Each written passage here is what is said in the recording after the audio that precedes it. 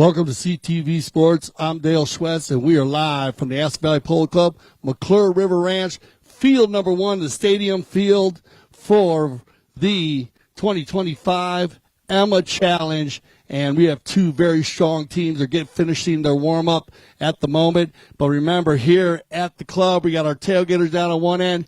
We got Polo's beautiful beach club, and then we have our VIP in the middle. We'll talk a little bit about Emma Challenge, why we have our players warming up, and then we'll go ahead and get them organized, have our national anthem, and then we'll go ahead and introduce the players.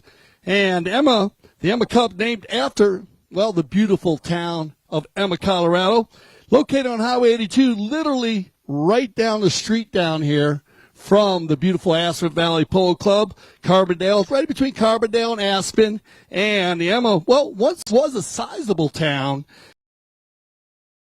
But the three buildings, and right now it's a setup, as I say, don't blink when you're driving on 82 because you go by it, but you need to stop and check this out because the three buildings on the north side of the road are a state historical registered and preserved site.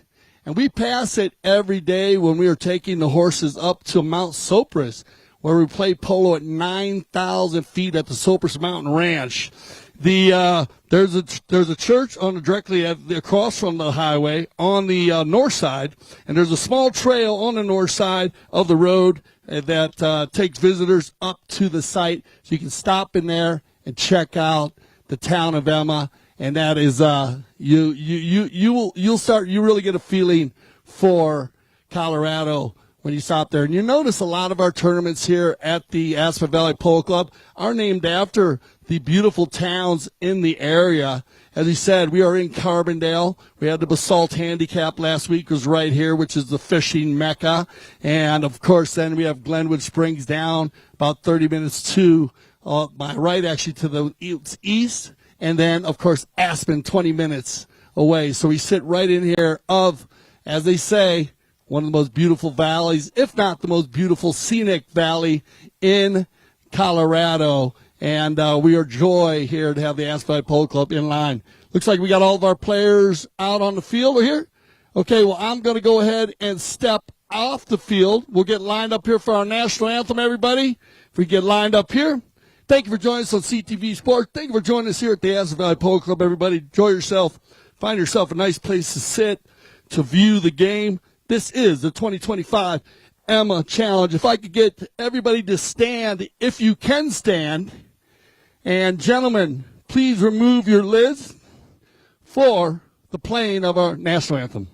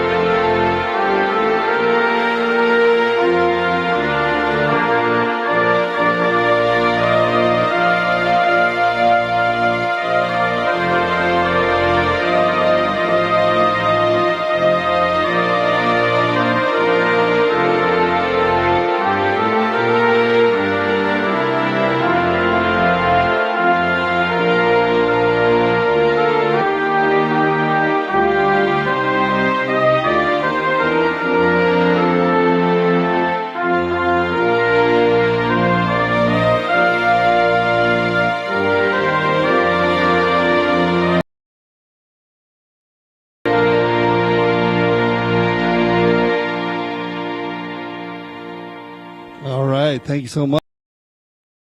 Players, and we're definitely going to go with the ladies here first, and the Los Amigos Red, and they played very well on Friday in their semifinal. Please put your hand together for the number one in the red helmet. She will pull the team on a number of beautiful chestnut mares like she's riding right now. Alejandra Foster, good luck today, Alejandra. 5 goals on Friday. Well, the number 2, and they play back and forth, Alejandra, and please put your head together for Melissa Gansey. Good luck, Belly. Again, they mix it up very, very well, and I'll break it down for you on how they play the game because they have 2 stellar players behind them. They're brothers playing the number 3 in the maroon helmet. You know him. He's been here for a long time. Alejandro Novillo Estrada, one of the top players in the world from Argentina, and then his resume speaks for itself. I've already said it over and over. He's a Hall of Famer. He's a Triple Crown winner. Put your hands together for his older brother, Nacho Novillo Estrada. They work very well at the number 3 and 4 position. But Audi White, and what am I going to say? This very, very strong team. And playing the number 1 today, they got set up here with Mark Gansey playing the 1. They switched the jerseys around. We'll see. They might have switched it up a little bit. Put your hands together for Mark Gansey playing number 1. Good luck, Cobra. This should be fun because he's going to play with, well, a very strong 3-goal player that's on his way. I'm going to watch him go to 5. He's going to play super strong polo. Please put your hand together for Grant Gansey. It's the father-son combination. Well, the captain and number 3, highest-rated American player. I call him Man Hour. People call him Nicky Roldan. Playing sensational polo all season long. And then what can I say? The number 4, he's another one. His resume speaks for itself. Former 8-goal player, director of operations for the Polo School. Put your hands together for Juan Bolini. And they play very well, Nick and Juan in the back. Now I'm going to break this down for you.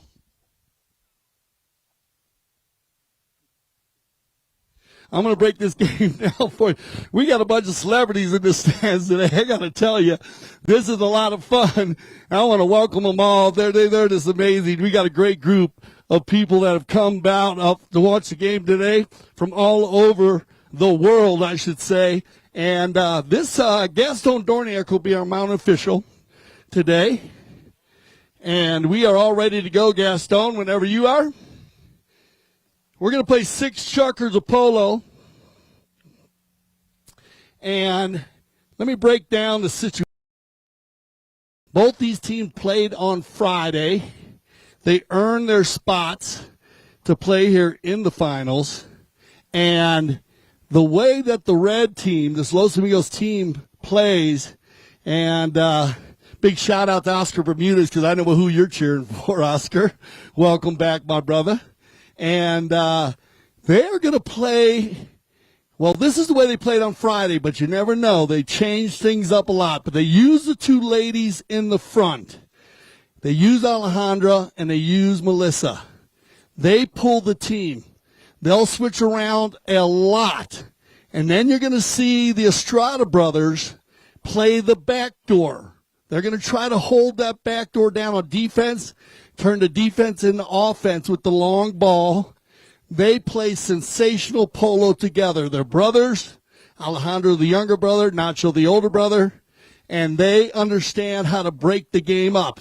Now, the problem is the boys in the white jerseys, they are very, very strong, and they're going to kind of switch it up all day long. They're going to play a rotation game. They're going to mix it up. They're going to play Mark in the front sometimes. He might flip to the back like he just did right there. You're going to see Nick run through. It's going to change up, and you're going to see a nice ball hit right now from Nick Roldan. He's got Mark. Cobra on the move right here on the chestnut mare. Keep your eyes on the stadium and down at the Polo's Beautiful Beach Club. That ball will travel, as I said, 80 to 120 plus miles an hour. And when you see it hit down the field, of course,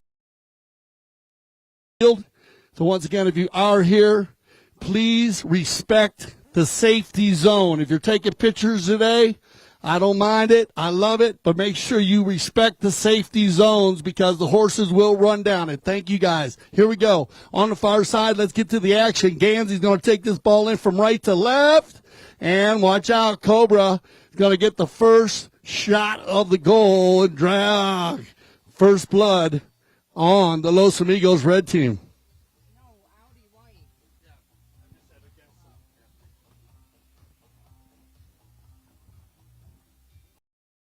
Audi White getting the first goal. Nice goal there by Gansey coming in from the corner to break down the field. Now remember, to all our new fans, we are going to switch directions after every bowling. That is the procedure used in the game. Watch out. Roldan on the move on the gray pony. Here comes Nicky. One-timer, not getting the shot that he wants, or a little bit off to the side, but nobody home, and Roldan's going to fire one just off to the side. Now, remember, those goals are 24 feet apart, 8 yards, everybody. The name of the game is score more goals than the other team. Knock in from wherever that ball travels over the end line. We will use the courtesy change today, somewhere around 3 minutes, and that's for safety of the four-legged athletes. It's not a mandatory change. It's kind of like a NASCAR or Formula One. You can go whenever you want, or you can go during the courtesy change. We got 2 at the moment. Looking at the field out there, everybody, well, it looks like it's, you never think this, but you can actually put 9 football or 9 soccer fields in the area of that polo field out there. 300 yards long, 160 yards wide. But the issue is here, the difference is the horses can go coast to coast in about 10 to 12 seconds. That means they can blaze it. So you're never out of a game.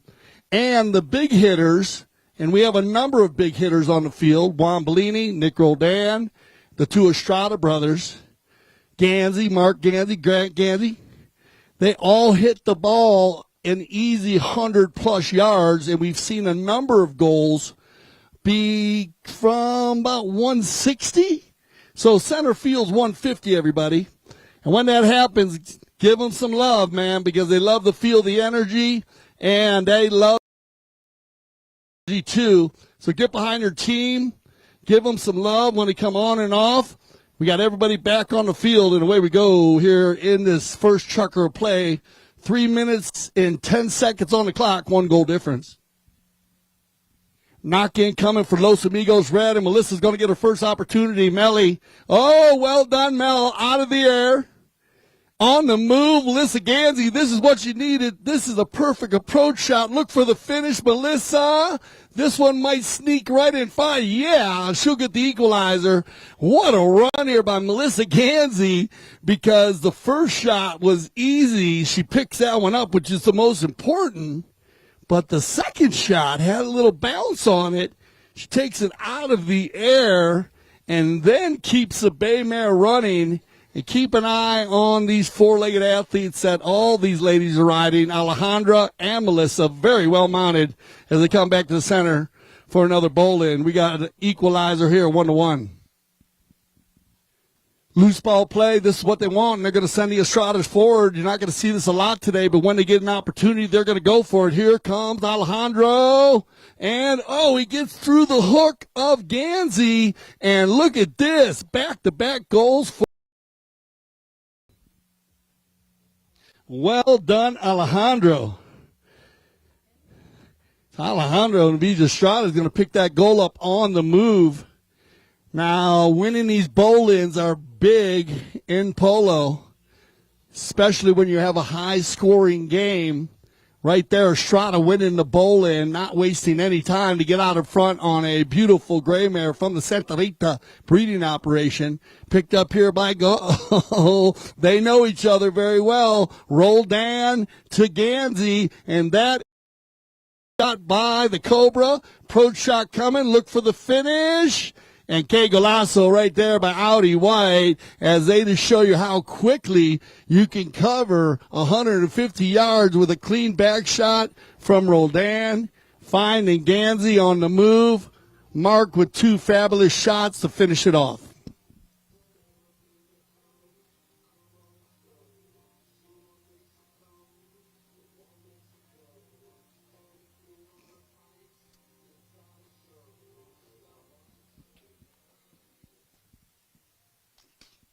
Very quick start by both teams here, coming out fast, scoring goals. This is the 5 Emma Challenge final. It'll change, though, trust me. When the wind blows, everybody, it'll turn into a defense battle. 30 seconds left here in our first chukker of play. And Estrada and Bellini going at it. But Alejandro sneaks away looking for Melissa. Nice little pass here, just behind Roldan. She'll override, picked up and controlled here.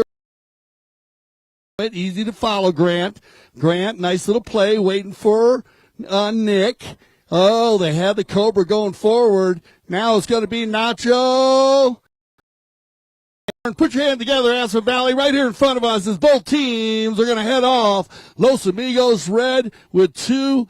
Audi White with 2. We are in for a strong final for the 2025 Emma Challenge. We're going to take a little commercial break, and we'll be right back on CTV Sports.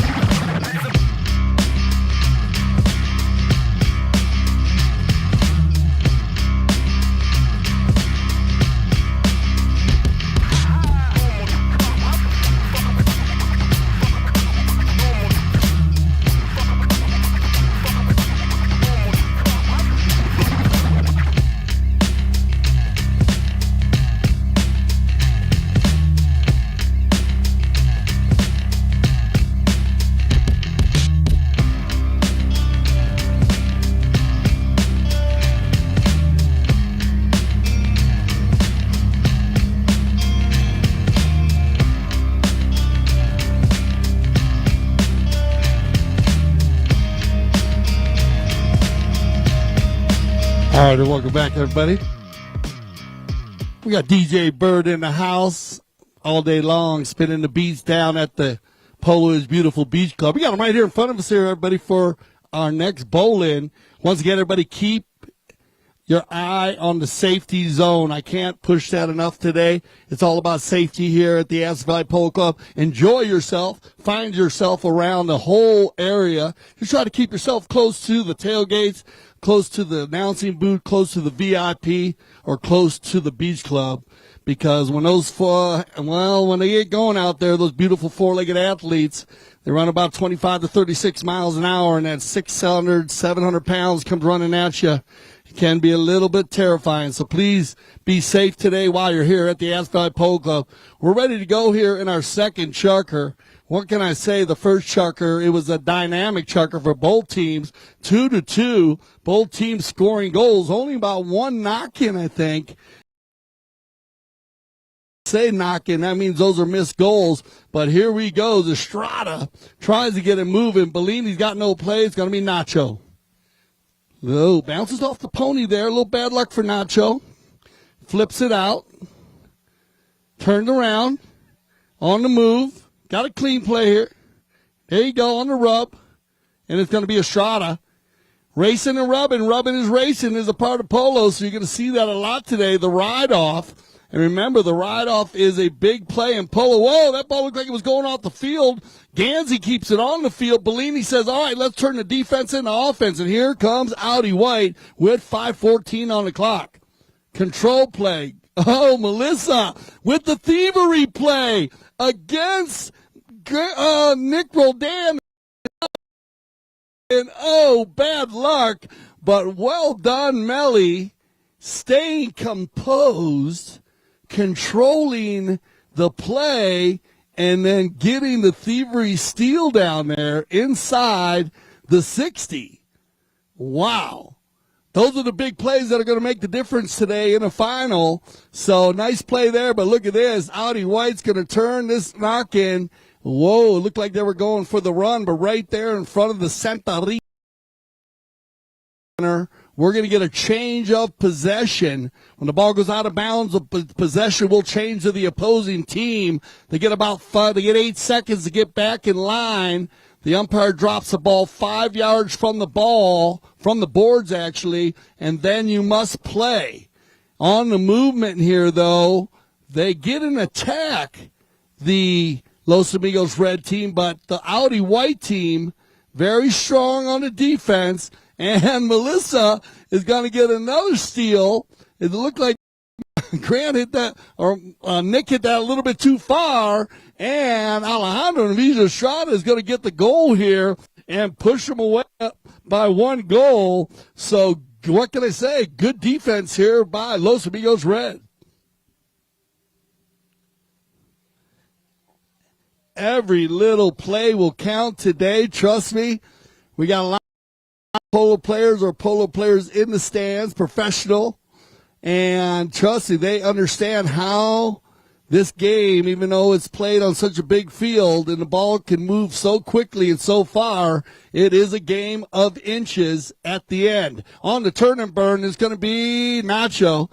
They got him doubled up here with Bellini and Roldan. There's the rotation by his brother, and Nacho says, I got it. He's going to run the far side. Good polo here by the Estradas. Look at this pass, pinpoint pass down to the center. Michael on its own. Picked up and cleaned up by Gansey. And Nick Roldan's going to jump on that one just perfectly. He gets there early enough. I like the non-call. You know, she had one player riding in with his mouth. Got around the turn before Nacho could establish himself on the right of way as they come together in the center of the field. Little bad luck there. We might get a whistle just to make sure everybody's okay. That was outside the play. I know Nacho didn't mean it there. It looked like they were running down there, Nick and Nacho, kind of talking it out. It does happen. Like it's a lot. You can compare a lot of plays to car racing, everybody.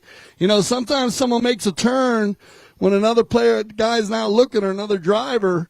It's no different than the pilots on a polo pony. When you're moving again at 20 to 25, 30 miles an hour, things change very quickly out there.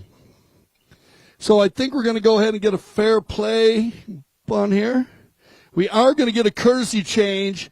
And anytime you have contact between two players on the field, especially when they're on different teams, the umpire, as long as it's in a neutral area on the field, is going to stop the game and make sure that the horses and the players are okay.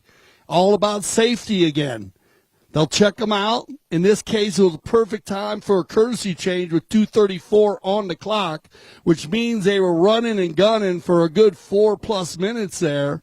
We had no stoppage of play, and so we're going to get a few players to go ahead and change.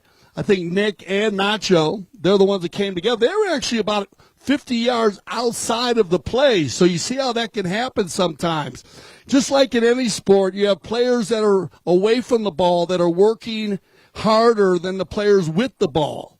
That's how good teams are formed in the game of polo. Passing is very similar to anything as soccer, hockey, even and you use the analogy football with the quarterback to the wide receiver. You're going to see that all day long here. One play that has come into play, though, is the fair play possession. When you do have plays like this where players hit each other, running each other, or you have a courtesy change, whatever team had possession of the ball, back in the old days, or I'd say when I used to play the game in the old days, I feel like I'm old now, but we used to go to a bowl-in. Well, that didn't make sense because now you're going back to a 50-50 lottery. Now we give the ball back to the team that had possession.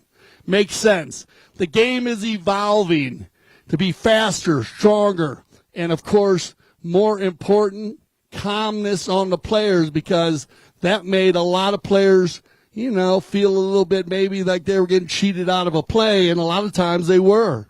So now that play is out. So we will start this 2:34 with a 1-goal difference from just off center from about 140, 135.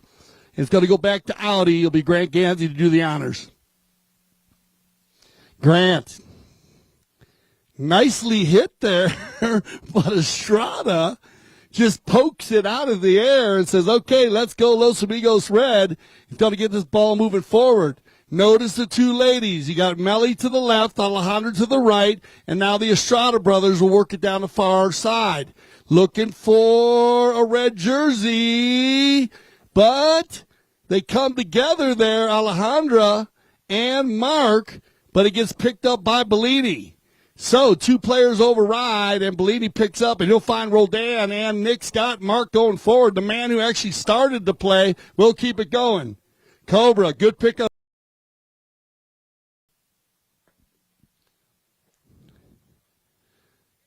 Mark. They got to give him one play there. Good job by Gansey. Stay in control, staying composed as they pulls the ball off the boards. And then just a little bit of a timing play here. As you can see, that ball was kind of off to the left side. Nick came in to make a play. The percent on the right of way. That's a player either meeting the ball or a player following the ball. They have the right of way over a player moving towards the ball. Roldan going to use the boards like a fifth man perfectly. Alejandra's got to give one. Nick looking for Gansey across the center. Nice pass. 1:15 on the clock. Bad luck there for Audi. Turned around and controlled here by Alejandro. He'll get pressed by Gansey, by Grant. Down the center. Good read by Roldan. Oh, Nick. Out of the air. Gets a little help from the pony. And he'll turn and burn here with less than a minute left here in our second chucker. Audi looking to get the equalizer. Here comes Audi as Grant's going to come in from right to left there. And Gansey will get one, and that will get the equalizer. Here comes your 30-second warning horn. That'll make it 3-3. So once again, Astor Valley, put your hands together. We're going to we have the ball still in the umpire's hand, so they'll not have time for another bowl-in. We'll get everybody on some fresh ponies, and we'll be right back on this commercial break.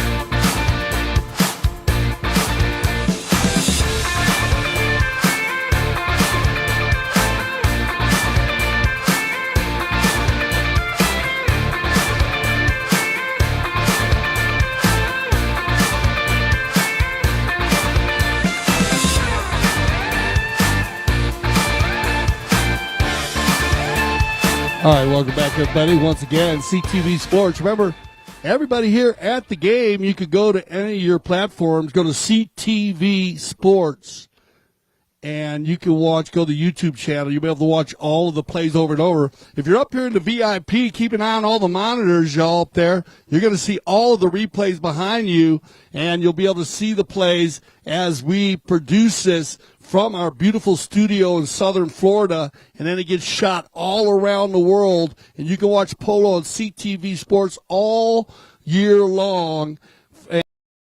From 6 goals to 26 goals. I'll talk more about the World Polo League, the WPL, as you see the World Polo League banner over there next to our scoreboard. Let's get back to the action here. If you're just joining us, we got Alejandra Foster playing the 1 in the red, Melissa Gansey playing the 2. Alejandra has a red helmet on, Melissa has a white helmet on, and then you have the Strada brothers. Alejandro Naviza Strada in the maroon helmet, and then his brother Nacho. And they are from Argentina, 2 top players, and Alejandra, she plays polo all of her life, and so has Melissa. So they are 2 very strong ladies representing women's polo at a high level today. We get a right-of-way violation, Aaron. This is a call you're going to get about 80% of the time.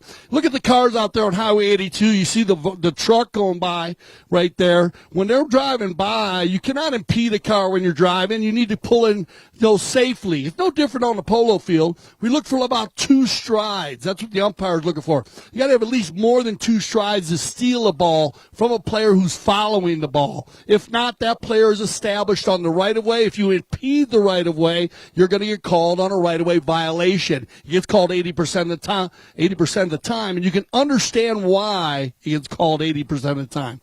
Penalty 4, Nacho. Estrada with a worm burner, daisy cutter. That's a 60-yard shot. All players on the white had to be 30 yards from the ball. Get out of the way, because this is the way you move the game around, as Roldan's going to find Gansey. Good pickup here by Mark. Does it carry? No, a little bit short as Grant comes to try to come back and steal it. Now he'll go to the defense on Alejandro. Alejandro, you see him turning the ball there. Now he goes for the fake, leaves it for his brother. You're going to see the leapfrog play. Worked all day long. It is a legal play in polo as long as you move the ball. Remember, everybody, keep your eye on the ball. Alejandro Foster on the move. Ali, bad luck as it goes off of the cane of her mallet and then gets turned around, and Roldan's going to snap one again, 80 yards, looking for Grant Gansey. Grant comes together on the ride-off there. You see how they ride off there. Look at this steal, though. Another thievery play by Gansey. He works it inside the 60, walking the dog, leaves it for his son, and the Gansey boys are going to hammer down and get one here for Audi White. Very well played.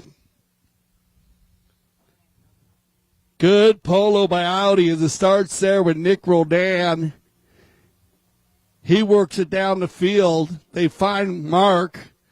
Mark goes to the control play. That gives Grant time to fall in behind in the rumble seat. And then Mark leaves it for Grant. Grant's already ready. Already got his mallet ready to go there. You can see it's just one half shot.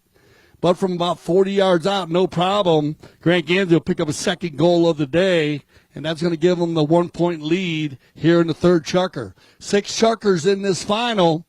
On the move, it's going to be Alejandra. Well done here, Ali, waiting for that ball. You notice how she waited for that ball to come to her. Now it gets moved down by Estrada. This ball's got eyes. Oh, and he goes for the block. And, went straight up in the air there. I thought it was going through the goal. Now Gansey will move the ball. And, this is a pretty pass. And look at this bay mare of Nick Roldan. Light him up. Roldan with the approach shot perfectly placed. It might carry by itself. Look for the finish. And there you go. That's how easy the game is, everybody. Yeah, as they get the steal. Grant hammers 100 yards to Nick. Nick's approach shot's another 100 yards, or covering 200 yards on 2 hits. And then you drive for show and putt for dough. And Roldan just puts it in there perfect And watch out. Audi White's going to take a 2-point lead with 2:45 on the clock. Remember, find your way down to the beautiful Polo's beautiful beach club. Among the season highlights, the nation's fastest club. New Polo is beautiful beach club. This is just came in this year. I want to know, I got a lot of polo players here and fans. How many polo games you been to where you had a beach up the field? Nah. I know you haven't seen one because the only one I've seen is that beach polo down in Miami, and you got to go down there in November, so get your ticket. That's right on the beach. But where have you been to a polo game where they actually have a beach for you to watch at? Well, I've never seen it before. And after 40 years of being in the game of polo, it is always a breath of fresh air what happens here at the Aspen Valley Polo Club. Looks like we got all our players back on the field after our courtesy change. 2:45 on the clock, 5-3. Coming here, it's going to be big time. You want to get this bowl in here, and this is where Audi has been very strong here in the first half. I know the Los Amigos Red team will talk about this at halftime. They have time here. They like to get one more. They don't want to give Audi that 3-goal lead going into halftime. It can be a little tough sometimes, but here comes Audi Red. Here comes Los Amigos Red. Go a little bit off to the side there, and Roldan will clean it up as Alejandra presses Nick. Nick going to the corner. He's getting a little help from Bellini, and then he's going to use the long ball. This has worked very well. Roldan to Gansey. Now Gansey to Gansey. And they'll leave it around the field. And this could be an opportunity now for the Los Amigos Red team. They got a 3-on-2 here. If they could keep it moving, Alejandro comes off the pony. He'll get picked up and controlled by Nacho. Now you see the rotation. And they'll leave it for Alejandro. Nacho's going to go forward here. As long as you keep the ball moving, you can play the leapfrog. You cannot slow the game to a pace that brings the game down too slow, or you'll get called on that. Notice the movement of the ball here from Nacho. Looking for Alejandra or Melly. It's going to be turned around by Bellini. Oh, almost stolen away there by Alejandro. And Nacho will put it back inside, but not far enough. Trouble in paradise. Here comes Audi White, and we have a whistle on the play. So that'll stop the clock with 59 seconds, and this is a huge play as we have a right-of-way violation. If you notice the angles that these players are hitting the ball at, it's all about angles. I was talking about the highway out there. If the highway changes direction, you got to follow the highway. It's no different than when there's an imaginary line with that ball, and when the ball does move. Now, the one difficult thing about polo is the ball does change directions a lot. So that's why you need to have a very handy horse and a very fast horse to be able to change with those directions. With the direction of the change of direction, though, you're trying to give your player the opportunity to keep the right-of-way. And if you can control the right-of-way all day long, your team will probably win the game.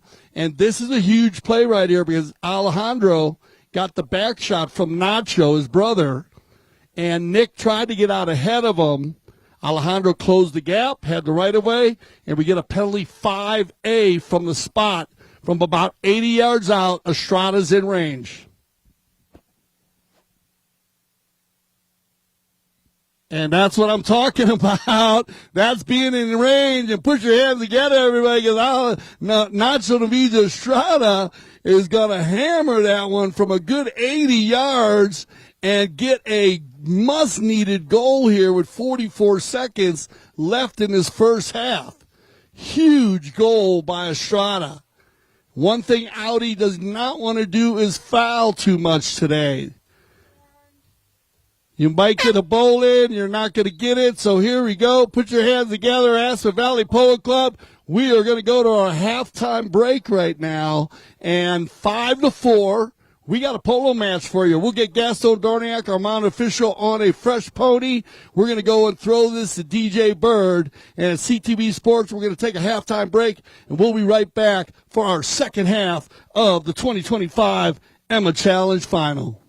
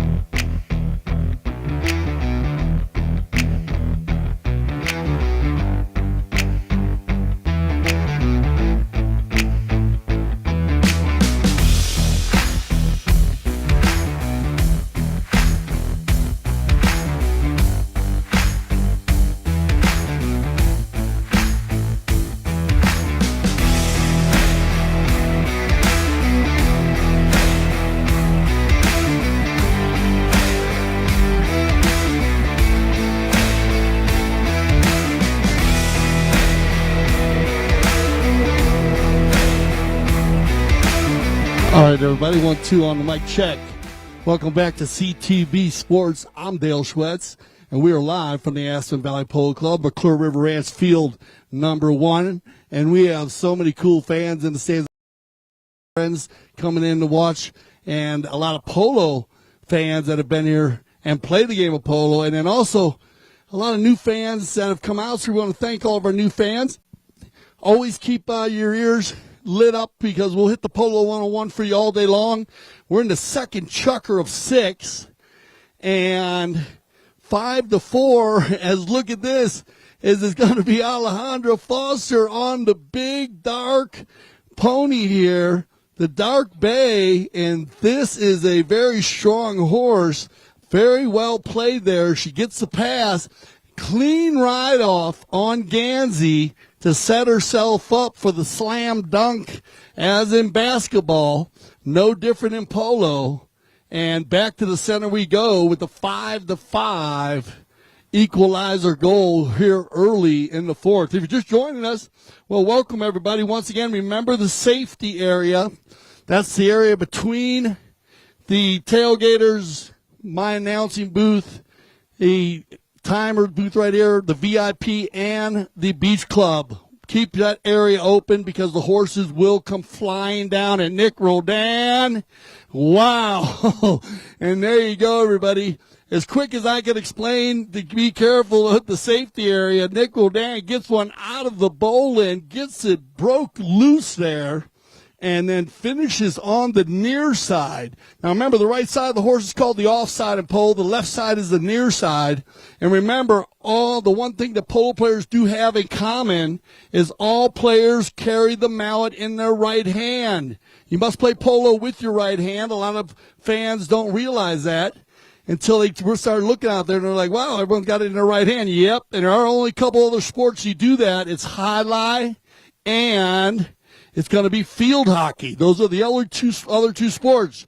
As Mark Gansey, and that's going to be a free-for-all here. Good non-call. They break it loose there as Audi had an opportunity to get one through the goal. They all come flying forward. Look at this horse come flying around here. Grant Gansey, that is another beautiful the breeding operation. You see how fast that horse went in there, slid, and he goes from right to left here, and Grant's going to hammer that one into the back into the woods there.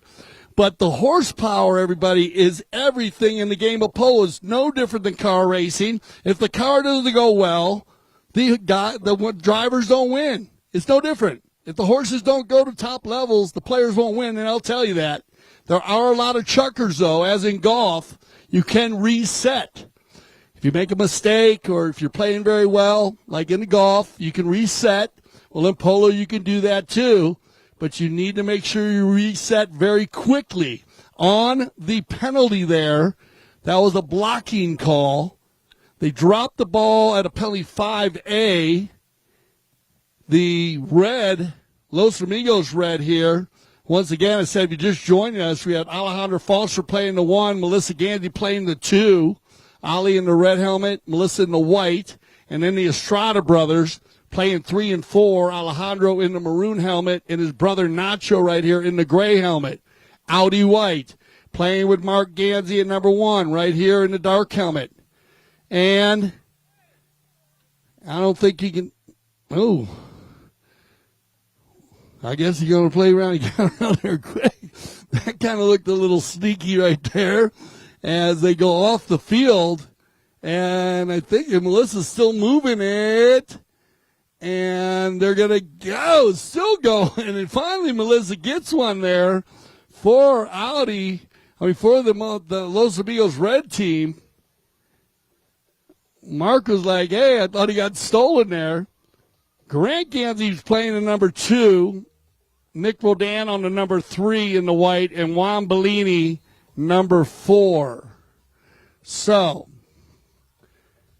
Audi, they do get the equalizer there, Los Amigos red. And we'll go to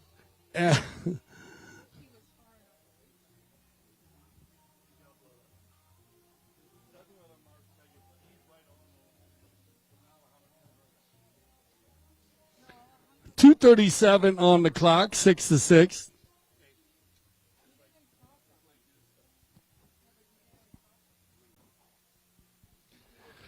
All right, so we'll take a little break here. We're waiting for one player.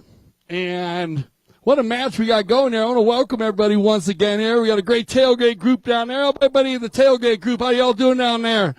Look like you're having a lot of fun. Thank you for coming to the Aspen Valley Polo Club. I'm Dale Schwartz of CTV Sports. Everybody in the VIP, everybody having a good time up here? Looks like you're having a good time. And, of course, everyone at the beautiful Polo's beautiful Beach Club, the newest addition. Now, there are some cold plunges down there. If you are a cold plunge person, I personally am a cold plunge person. I love it. So if you want to get in 45 to 47 degree water, you know, it's no different than the river over there. You are at the McClure River Ranch, and here we go. We got everybody back on the field, and it's going to be picked up and turned around by Gansey, Grant Gansey. There's a lot of Ganseys out there. As Melissa playing against her husband and her son today. And that's when it gets very competitive. Well played here, Melly. Has control of the ball, brings it backwards, the opposite direction, and she finds Alejandro, which that worked out well, but now it gets broken up again by Grant, and he'll turn the corner. Grant Gansey looking for Nick.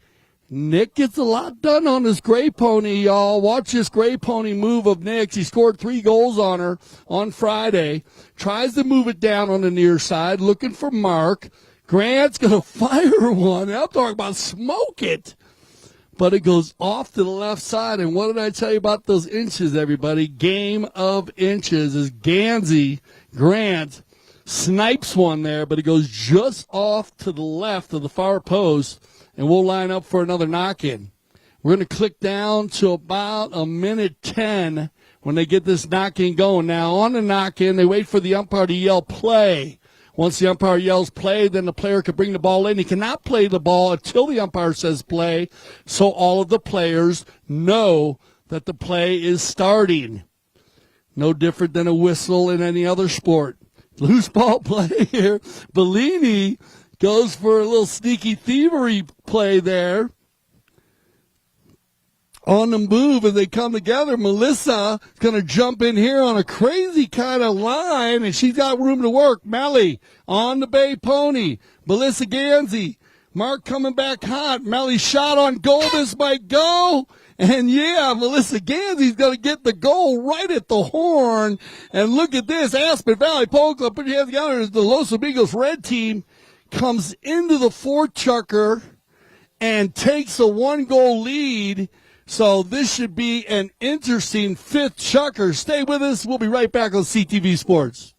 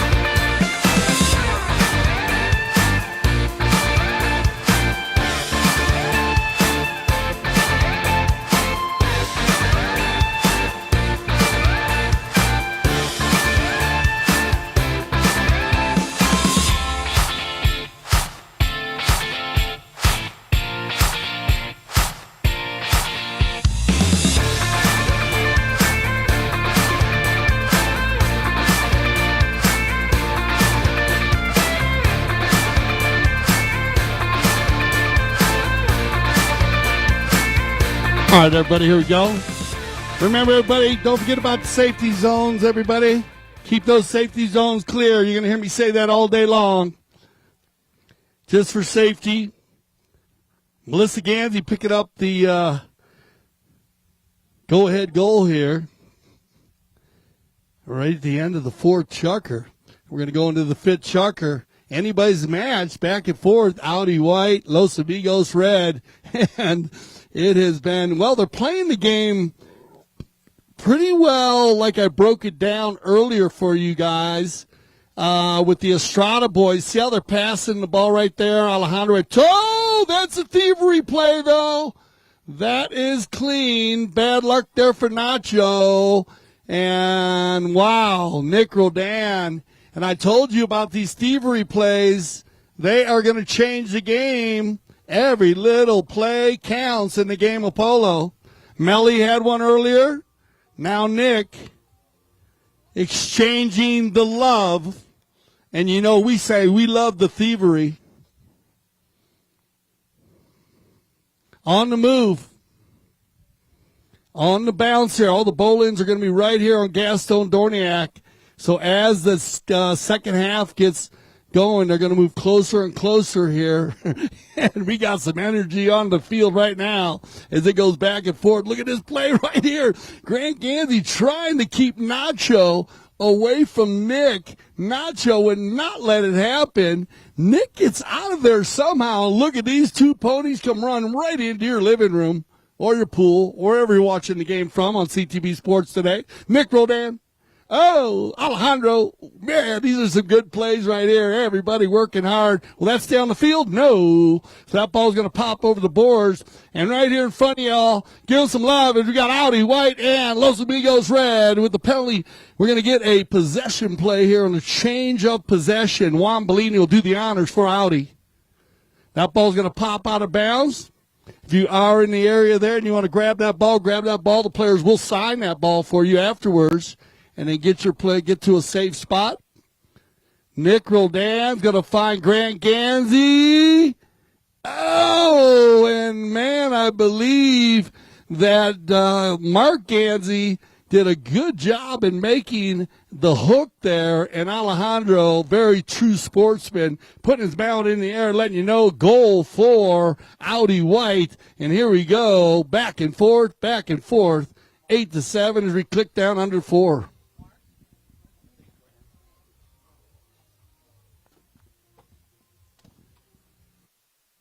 The give and goes today from Nick to the Gansey crew.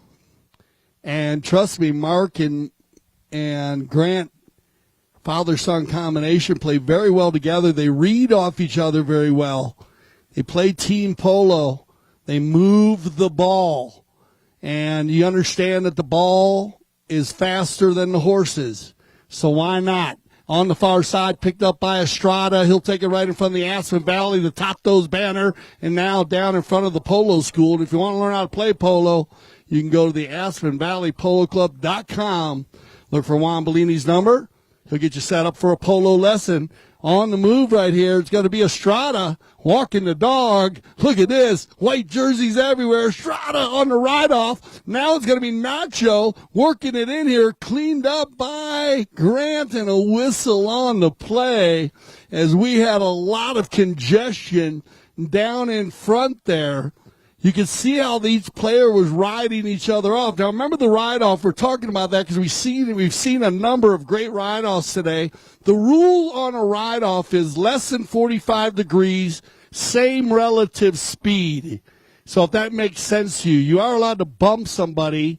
They call it a ride-off.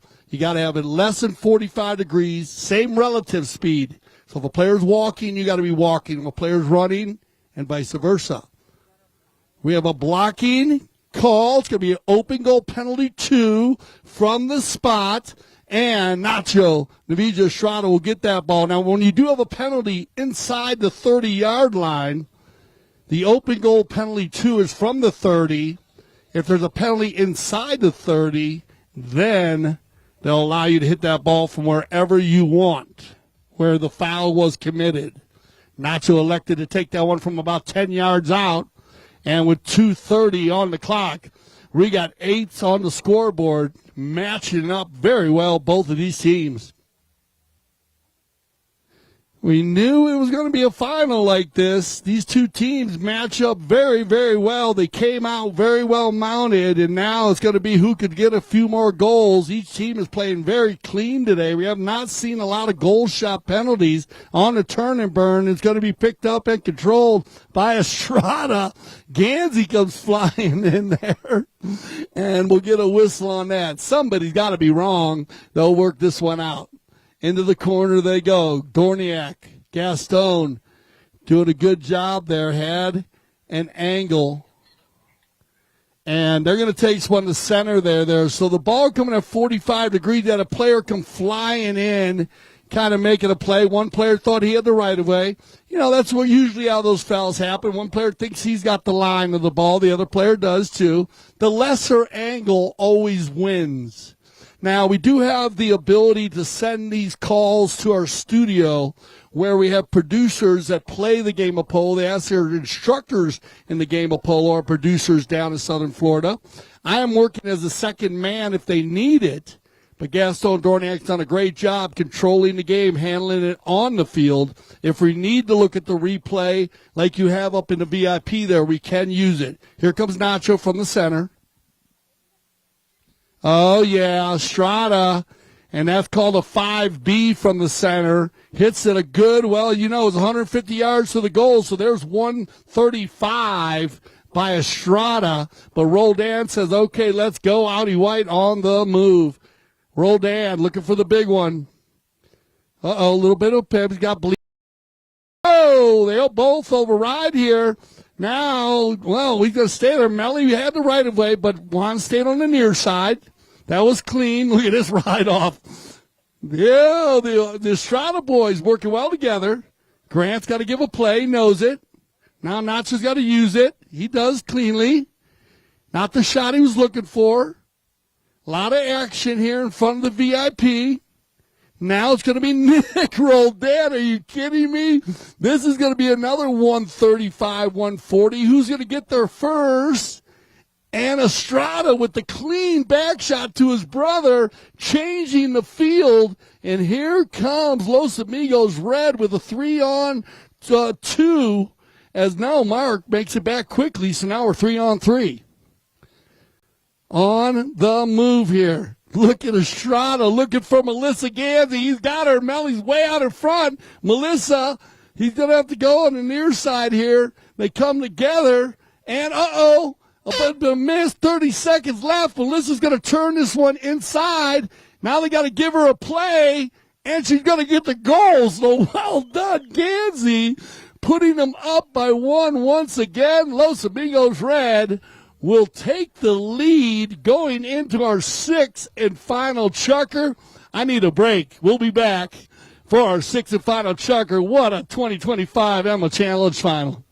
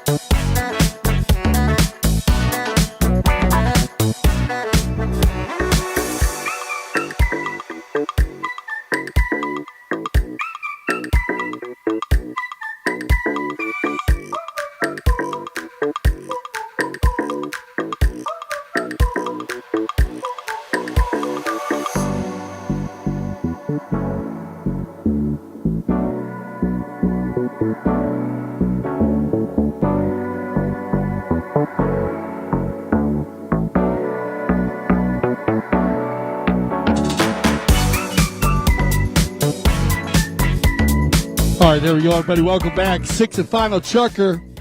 Here we go, Aspen Valley Polo Club. Strap on your seatbelts because we have a very, very tight match here. 6.5 minutes left. We are playing 6.5 minute chukkers today in the finals of the Emma Challenge. Remember, tournament committee can set those chukkers at any kind of, time, but the most you'll see is 7.5. We're using 6.5 here up in beautiful Aspen, Colorado, and this is going to be very tight. Oh, that is a pretty shot. Oh, I told you it is a game of inches. And now Mark Gansey firing one at the line. I see Jason Crowder making his way down to the 10th down there. Good luck today, Jason. As remember, we have a doubleheader for you today, so we are going to finish this game. And then we'll get ready for our second game. So the festivities will keep moving here at the beautiful Aspen Valley Polo Club, as it's going to be Alejandra Foster looking for Alejandro on the give and go. But Nick's going to go onto the neck with and keep an eye on that ball. Oh, it comes off the boards perfectly. Oh, Cobra, go again off the boards. Man, Audi's been living right because those two plays, nice try there. Grant tried to jump on that one. Now, this is cool. Gansey's against the Estradas. Back and forth, a little give and go from Alejandro to Nacho. Mark's going to press him here. Nick, that's a good ride-off. Perfectly played. Now knocked a back shot from Grant. Back shot from Nacho. Exchanging back shots. Nick's going to make a dangerous play here. And trouble, as Nick's going to hit that ball off the field. So we are going to have a safety. So far, our new patrons here on CTV Sports and here at the club, like in soccer when a team hits it over the end line, no different in polo. You cannot hit it over your own end line, the defending team. But instead of a corner kick, we bring it out to the 60-yard line where they'll get a penalty 6. No different than the penalty 4. From the 60-yard line, all players on white jerseys must be 30 yards in front of the ball. And we've already seen Estrada make one from 80 to 90. So Nacho always in range. Here comes Estrada.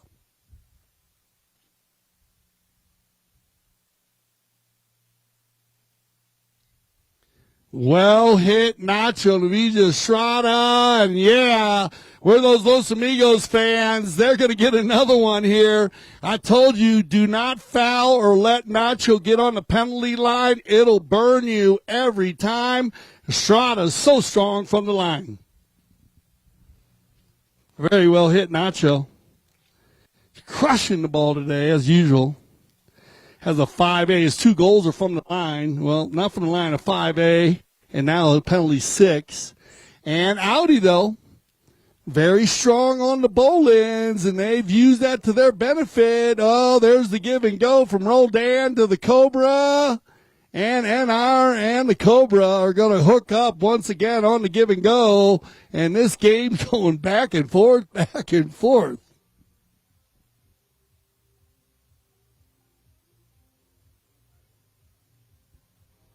Wow, we've seen a lot of goals from the Audi team from the Bolin. I think you're going to get a courtesy change here. All right, everybody.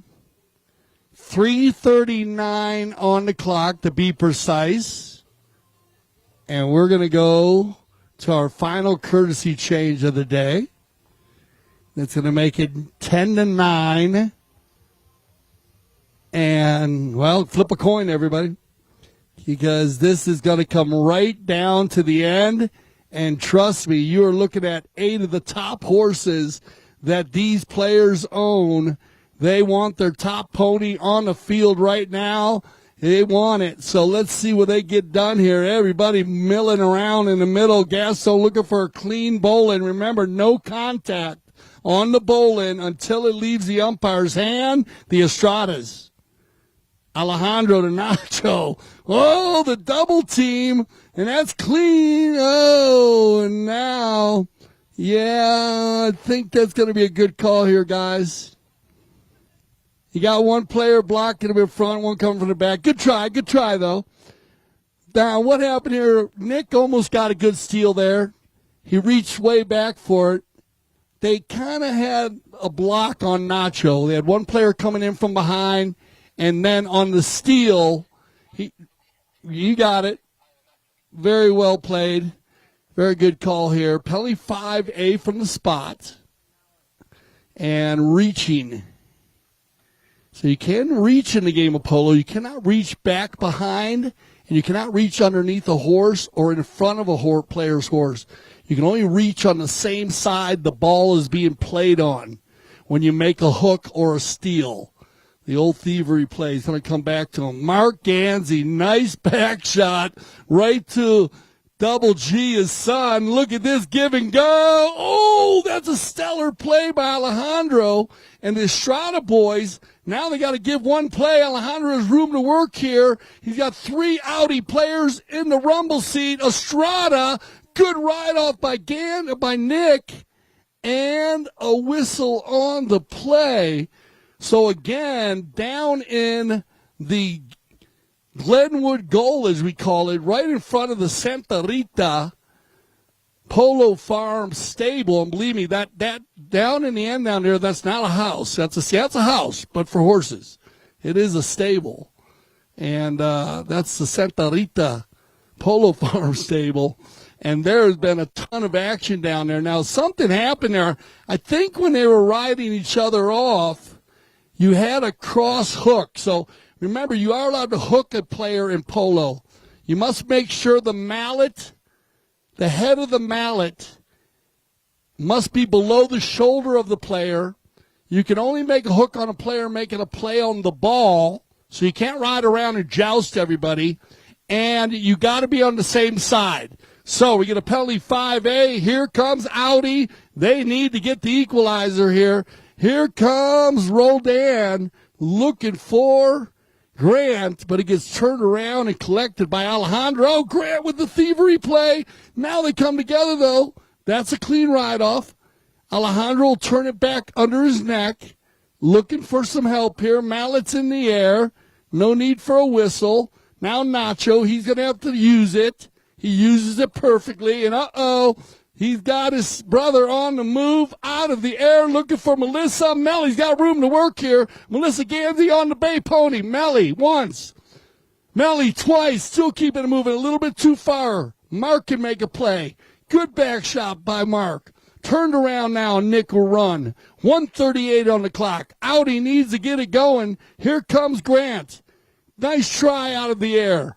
Picked up again by Estrada. Bumping a bride off. That's a clean play. Good non-call by the mount official. Here comes Nick. Roldan once again. Looking for the equalizer here. Alejandro trying to get the right of way. Another good non-call. Nick's going to work it down. Alejandra in the move. Look at Alejandra coming back on defense. Good job by Alejandra. And they come together there, and you'll get a whistle all day long there. And with 1:05 on the clock, a very exciting final here for the 2025 Emma Challenge. But Estrada is going to have an uneven ride-off. So remember I told you about the ride-off, 45 degrees or less, and the same relative speed. You cannot be too far in front or too far behind. And it'd be the same reason for safety that a horse will get off balance. They were inside the 60-yard line, so they're going to move that ball from the which is from the 60 to the penalty 2, which is a 30-yard open goal. The Cobra will get a chance to get the equalizer. Here's Mark.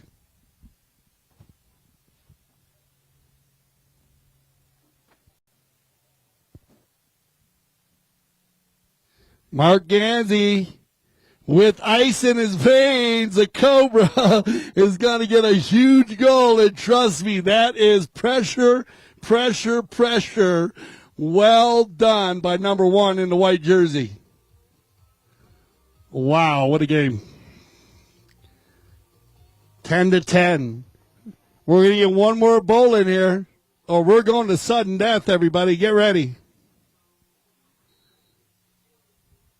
They're going to stop the clock. Make sure. Got a little trouble right there. Always want to make sure you have a clean bowl in, especially at this time in the game. Great whistle by our mounted official. Gaston Dorniak, one of the top officials in the world. Worked the polo with the World Polo League down in southern Florida. Highest rated polo in the United States, in North America, outside of Argentina, at 26 goals. Here we go. Final bowl in. Here comes your horn. 30 seconds left here in this final chucker. Can one of these teams get a goal, or are we going to 7-7 chucker, which will be a sudden death overtime? Nick's going to turn it up. 19 seconds on the clock. He's still got time. Nick's going to hit one all the way down. Estrada gets a piece of it. Alejandro going to turn it. They come together, and it looks like you have a whistle on the play, and I think you're going to get... Let them work this out here, because this is a dicey play. A very dicey play with 3 seconds on the clock. I believe we're going to have to put 5 seconds back on the clock. No, okay, right. We'll count it out. We're going to count the 5 seconds out. You're going to get an uneven ride-off in the goal mouth, I think. You'll see what happens here. See what they decide to do. I don't know what they had. It came together pretty tight there.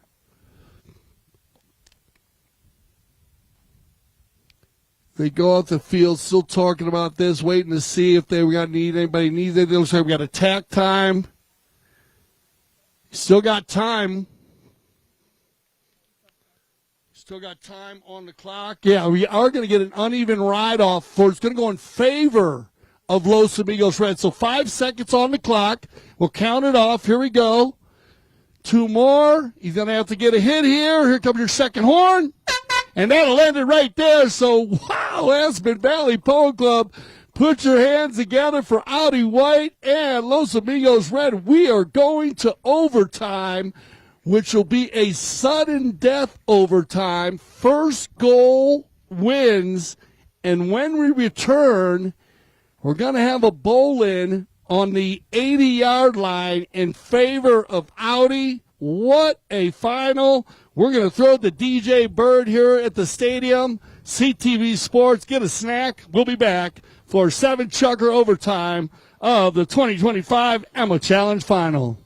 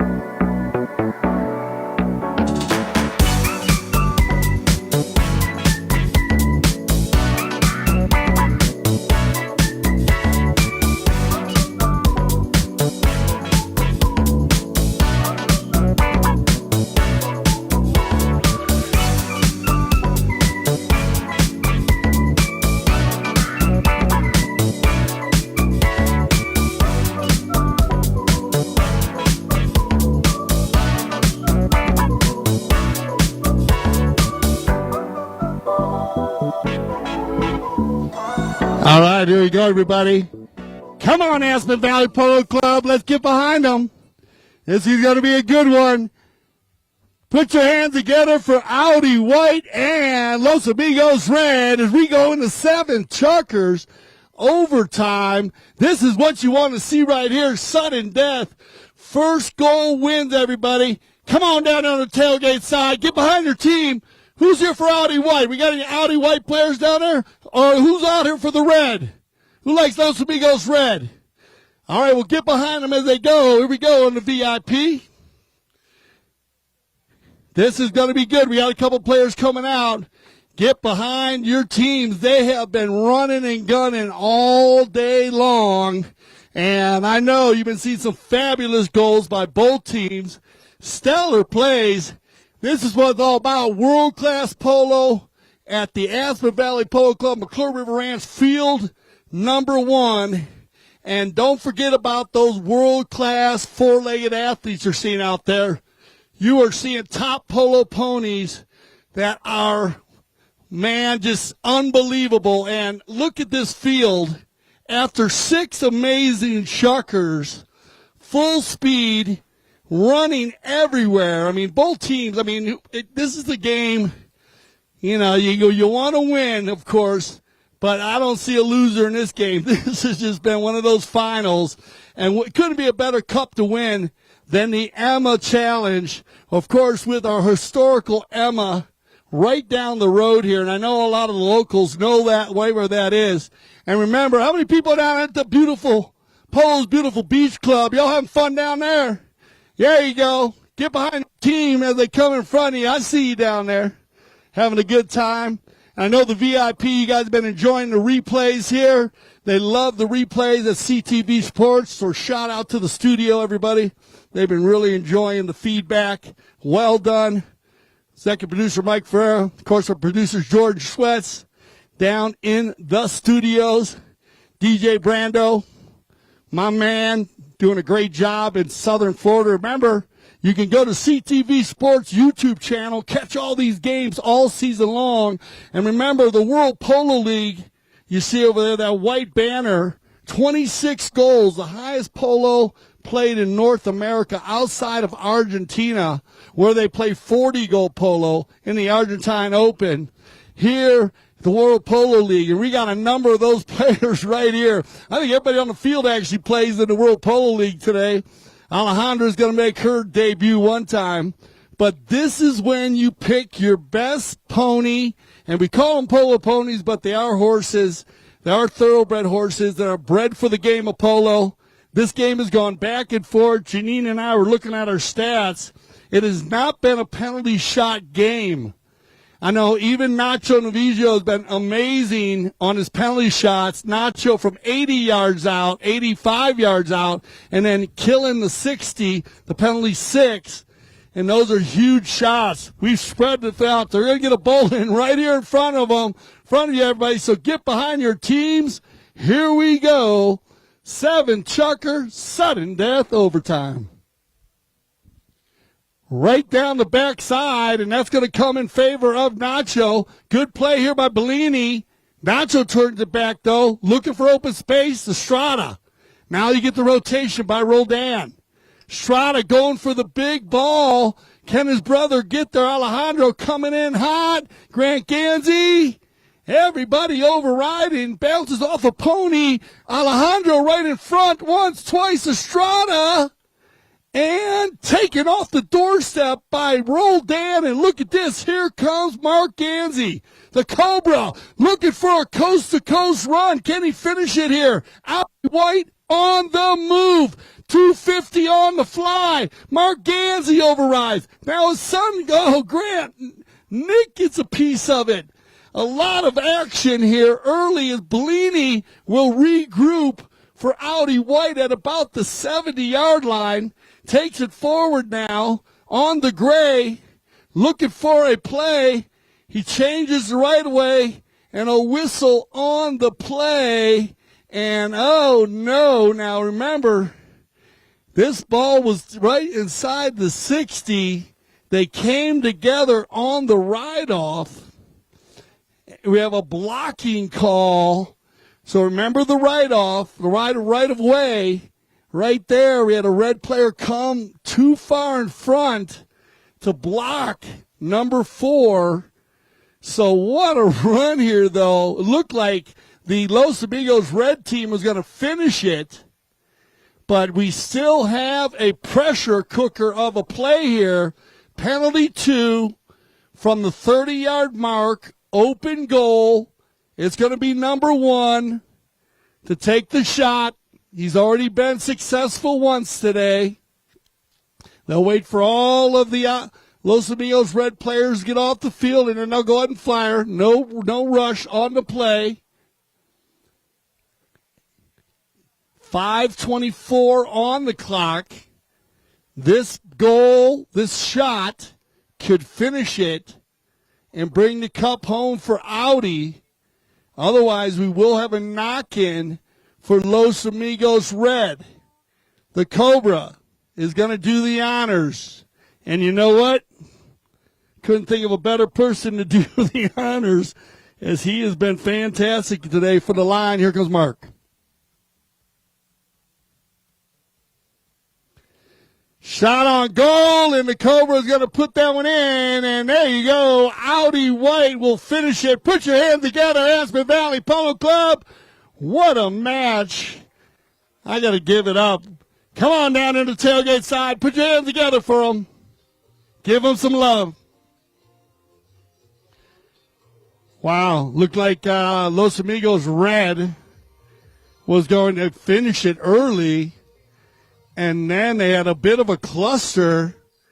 Roldan found Mark. Mark looked like he was going to the races.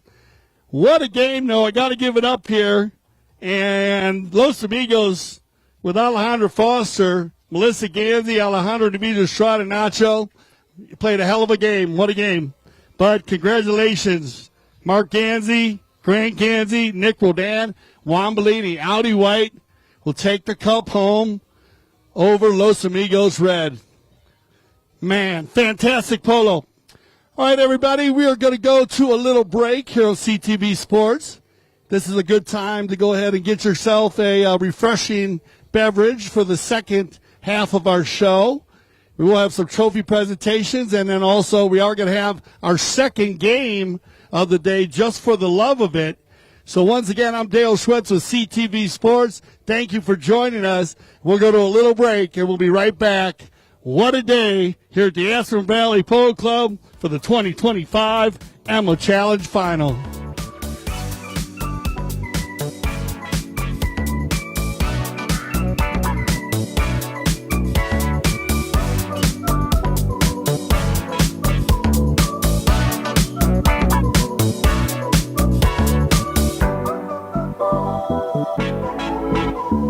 If you'd like to stretch your legs, everybody, stop some divots on the polo field. You may walk out on the field. If you'd like to stretch your legs, everybody, go ahead and come on out on the field to stretch your legs. If you do have four-legged fur babies with you, keep them on lines. But if you'd like to stretch your legs, walk around the field a little bit, put in a few divots for us. Stop a few divots if you see them out there. And keep an eye on our wheelie polo guys. But please, go ahead and make your way around, as we'll be right back. Okay, we are going to get ready for our trophy presentation. So while we're getting ready for the trophy presentation, keep an eye on some of the other horses that are coming out. And I'll ask all the guys that are warming up on the polo ponies out there, guys, be careful. We do have fans around, and we are going to do a trophy presentation. And then we will start our second game of the day, just for the love of it. So we got Jimmy Seward and Sugar out there warming up. So keep an eye on the balls, everybody, as we get ready for our trophy presentation. We'll be up close and personal with all of the players. We'll be right back.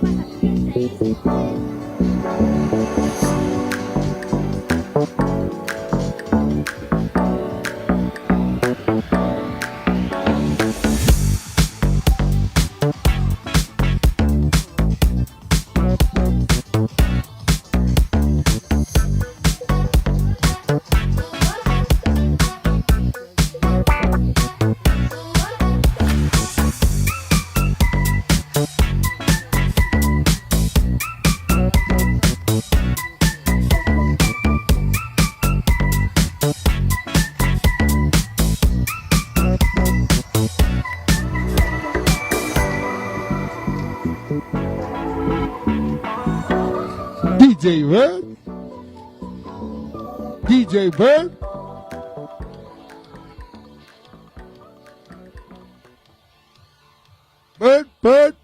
Bird.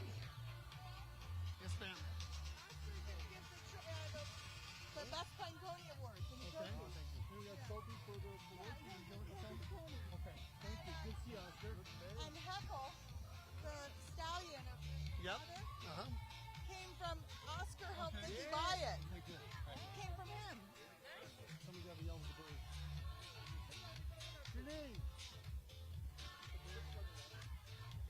Go Bird, go Bird. Welcome back to CTV Sports. Everybody, please put your hands together for both of our teams as they get organized here. Audi and Los Amigos. But before we go ahead and do that, please put your hands together for Oscar Bermudez. Oscar, put your hand right here. Take a bow, my man. This is a good friend of mine, polo player. Man, this is unbelievable. And you're true. You're gonna help with the best playing ponies. He's gonna help us with our best playing ponies today. Thank you, Oscar. And we'll get our best playing ponies up there first. So let's go ahead and do the Anson Valley Polo Club first. We're going to go ahead with Catwoman. Bring on Catwoman. Bring her up. This is our best playing pony for the tournament. Please put your hands together for Catwoman. Come on. Nacho Navijo, come on out. Oscar, come on in the center. And bred by the Santa Rita Polo Farm of 2015. And Heckle, okay, Oscar actually helped Santa Rita breeding operation get Heckle, who is the father, and Juana is the mother. So please put your hands together right here for Catwoman. Well done, Catwoman. Congratulations there, Nacho. We'll get a good picture with Oscar. And please put your hands together for Dario. He is the trainer right there. Get her, guys. Straighten her up a little bit. Hey, Nacho, I think she's ready for another chucker. Beautiful gray mare. There you go. Great shot. One more time, everybody, for Oscar, Nacho, and Dario, and, of course, Catwoman. Now, we have the American Polo Horse Association, and this man right here leading it in is named Roki, and he's a good friend of mine. He is the main trainer for Grant Gansey. Put your hands together for Grant Gansey. She's owned by the Santa Rita Polo Farm, bred and owned by their Oscar. Come on out again. You're helping out, Oscar. Get out there. You're a picture taker. You know that. You've been in pictures all night. Once again, here for Grant Gansey, and this is Pickens, and she was the baby is Open Corzo, and then Souffle is the mom. And what a beautiful mare right here. And then put your hands together for Roki, the trainer. Congratulations, Roki and Grant Gansey. And now we will go to our trophy presentation. And we need to put our hands together for this lady right here. Please put your hands together for Sophie right here, Novicia Estrada. And she is the wife of Nacho Novicia Estrada. And she has all her kids here. They're amazing. Sophie, thank you so much. Let's go with the runners-up. Please put your hands together for what a game you guys played today. Come on up, Alejandro Foster. You had a goal on the day. Los Amigos Red was there all day long. Give you a little picture there. Make sure you get our pictures. Come on, girls. There you go. Photoshop. There you go. Photo pop. And, of course, Melissa Gansey. Come on, Melly. 4 goals on the day for Melissa. And Sophie. Alejandro, what can I say, man? You worked. It was a tough day, but you played very strong. And, of course, with his 2 kids, Faku and Lolo, who Lolo was our youngest player yesterday in our kids polo, and of course our Christmas in July. Faku's going to start playing. Thank you, Sophie. And this is the big picture I want to see. Put your hands together for the Estradas, Nacho and Sophie, husband, wife. Love you guys. Nacho, you played. What can I say, dude? When you go to overtime, it's just one of those games. Here they are, though. Audi White. Put your hands together for the Cobra. 5 goals on the day, and not just 5, but 3 goals in the last ending there, Mark. 6 chucker and a chucker. Well played, Ben. Very well played.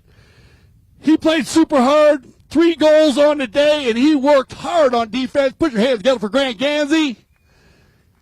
And Lolo makes a little debut run. And Sophie, well done, Grant. Great job.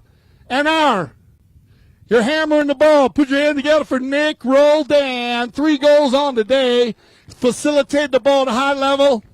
And no goals for this man, but Secretary of Defense today. Put your hands together for Juan Bolini. And Sophie, we got another award here, Sophie.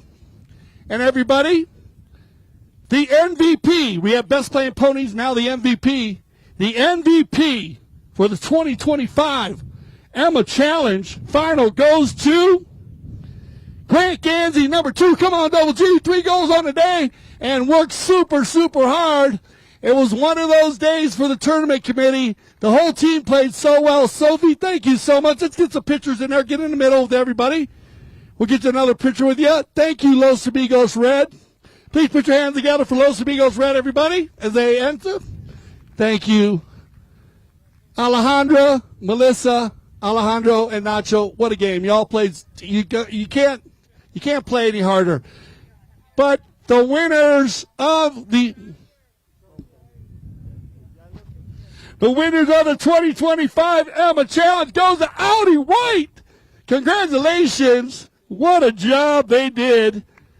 Mark Gansey, Grant Gansey, Nick Rodan, Juan Bellini. Sophie, thank you so much once again. Please give her a big hand for Sophie and everybody else. Get ready because we're only halfway done. So I hope you got some more energy left because I got a lot of it, so get ready. All right. Everybody down on the tailgate side. And, of course, Oscar Bermudez, thank you, my brother. So good to see you. And everybody down at the Polo's Beautiful Beach Club, we are going to go to a little break and get ready for our second game. Just for the love of it, I'm going to throw it back to DJ Bird. I'm Dale Schwartz with CTV Sports, and we'll be right back.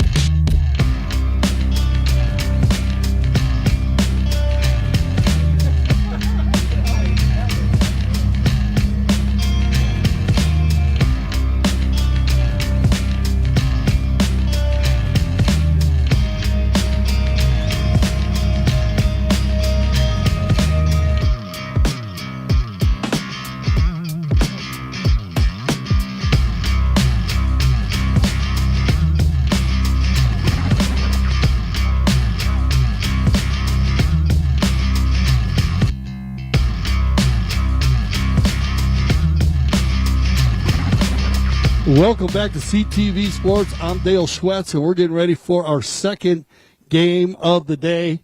I want to thank everybody. What a time we were having here as all the players are back out on the field. They're going to go right to it in this game.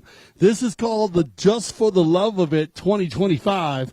Now, remember, we had 4 teams enter the Emma Challenge, and these 2 teams were the runners-up, and they just got pushed out of getting into the finals.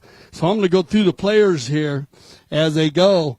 In the white jerseys with the beautiful white and gold, they're either black or gold or white or gold. That's the way they do it. Mountain Chevrolet out of Glenwood Springs. And I know Michelle is in the stands around here. I saw Michelle earlier. And Michael Payne will play the number 1. This could be Michael right now. He's the captain of the team. He's got Tamacho Pierres, Santos Bellini, and Jason Crowder playing with him. This is a very strong 4-man team. They went to a 1-goal game against the Audi team that won the challenge. So you know how strong this team is. They took it right down to 1 goal. It wasn't overtime.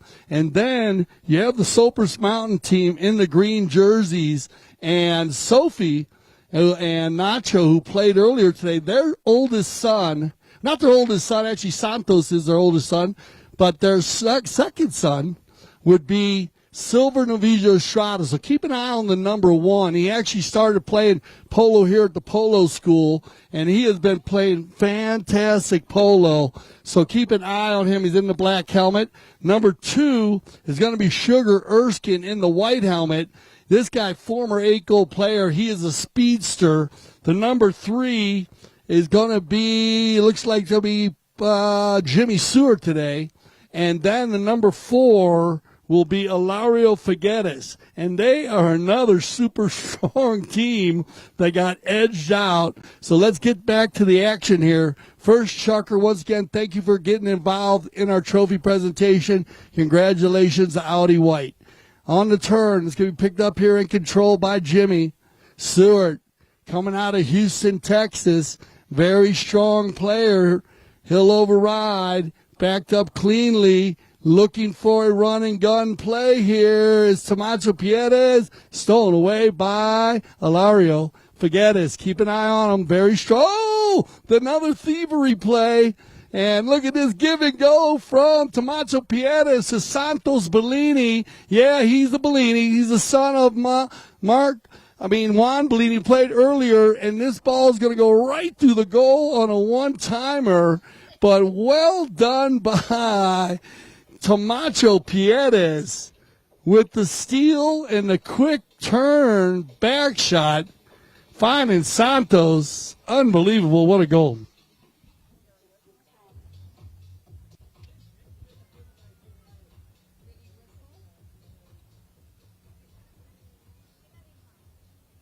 Santos Bellini, 3:26 on the clock. 1 goal difference here early. We'll get a courtesy change. That's how quick you can turn the offense and the defense into offense, as they had a bit of a stellar play in the center in Ilario and Tamacho Pierres. Tamacho, I thought it looked like they were caught up there for a while, and then he saw Santos going forward, released the ball perfectly so Santos could run onto it.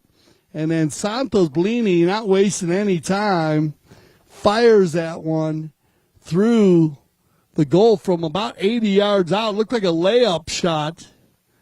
And for sure, he is dialed in, ready to go, hitting goals like that early in the game. So here we go. Back to the center. Waited for, looked like Michael jumped on a fresh one. So Michael Payne will have fresh legs underneath them. They got to be careful of that. Picked up here by Jimmy. And Seward will work it forward. Jimmy coming out strong. Look at this pony. He'll override. On the back shot from Jason Crowder. Out of Santa Barbara, California. Big ball right there. It's going to be collected by Ilario Figueres from Argentina. Turn around. Pick up. Out of the air by Silver. Loose ball play. Michael Payne He'll override. Crowder keeps it moving. He'll get Michael going forward. Michael Payne, nice little try there. Skips over the mallet. Turn around and control by Jimmy. Seward, he's got time. Checking his shoulder here. He's got Ilario in the rumble seat, but nice big ball here by Jimmy. But Sugar's on the inside, outside actually. Good pickup by Tomacho Piedes on the back shot. Cleaned up, and Crowder's going to find Tomacho Piedes out of Argentina also. Tomacho Piedes looking for the big ball from Michael. Michael in a good spot here, but Ilario is going to take two players off the field, turn it around, get the offense going as Santos goes for the ride-off. Good turnaround, good clean play.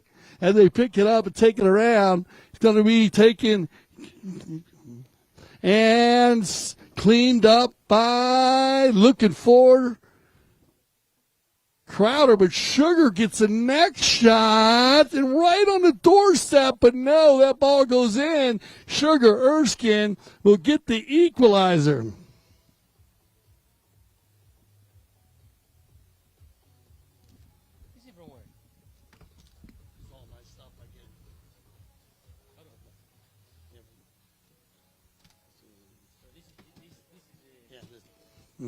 What a play there by Sugar Erskine.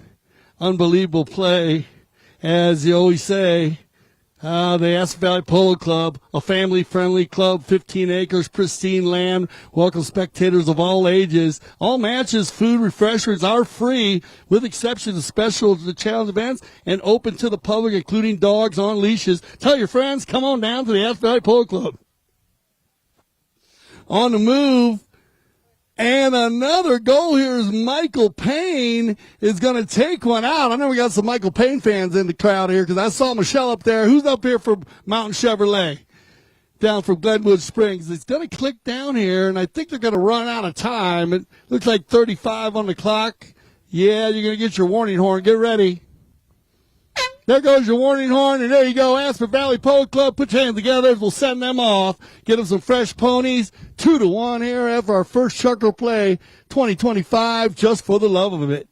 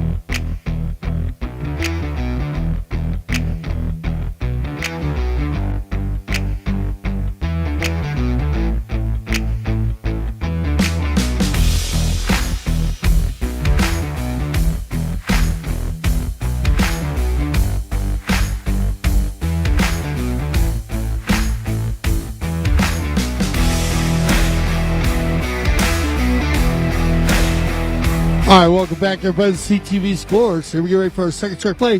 Remember, everybody, we have the beautiful Polo, beautiful Beach Club, and we want to thank especially Those cold plunges, they are truly amazing. I've been in them. I'm a cold plunge person. But we want to thank Crystal River Spas. They'll take care of all your spa needs. But if you get a chance, find your way down to the beautiful Polo's Beautiful Beach Club. Check out the amazing cold plunges we have down there. And, of course, check out Crystal River Spas. If you see the lounges down there also, the lounge space is by Our House. We want to thank all of our sponsors down there, Our House and Crystal River Spas, as we get ready here for our second chukker of play. What a fantastic place to watch polo from.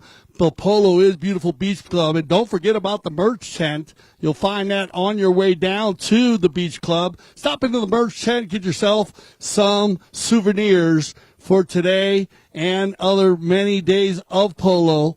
As here we go, second chukker action. Back and forth here, 2-1, into the corner, spun around and take it for Jimmy Seward, but here comes Crowder. Jason, the spaceman, we call him. Oh, he leaves that ball for Sugar. I don't know how Sugar got that shot done. Now a little sword fight going on. Jimmy's going to get the back shot quick enough as they turn this around. A lot of action down into Glenwood goal, and it's going to be Silver, Navija Estrada to carry it forward. Silver, Navija Estrada, and Silver's going to get a goal for Soapers Mountain. Well done, Silver. One of our youngest players here on the field today.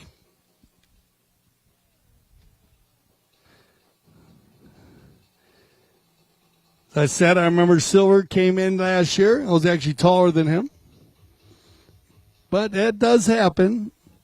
I don't know if I'm getting shorter or they're getting taller, but Silver came in, looked me straight in the eyes, said, "How you doing, Dale?" And then he has just been playing spectacular for a young player. We have a lot of strong young players playing here this season.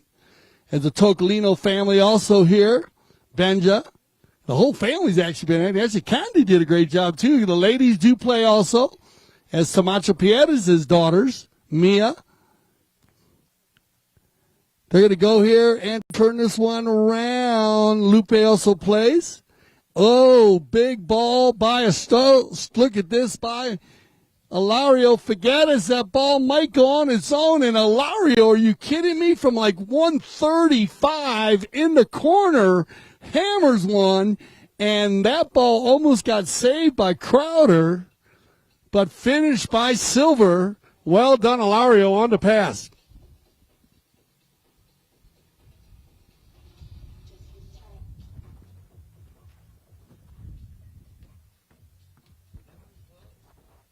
Back to the center. And remember, switching directions once again for any of you new viewers. Do not get mixed up by that. They do that for the same sun, wind, field advantage.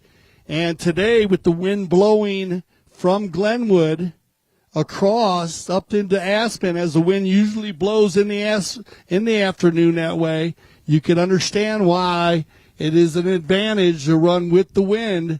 So they change that after every goal. As look at this, Ilario, good ball control here by Figueres. Ilario, nice try, stolen away though. They look like they triple teamed him there, which you can understand why. Ilario Figueres, one of our World Polo League players, playing at the top levels. Loose ball play, snap. There goes the back shot. Ilario right over to Jimmy. Jimmy, that's good ball control. Jimmy Seward now pushes it back to the inside. Cleaned up nicely by, Piedras. And look at this. Ilario Figueres is going to come through with an open back shot. And Sopris Green is just killing it here in the second chukker. 4-2 as we click down under 3 minutes.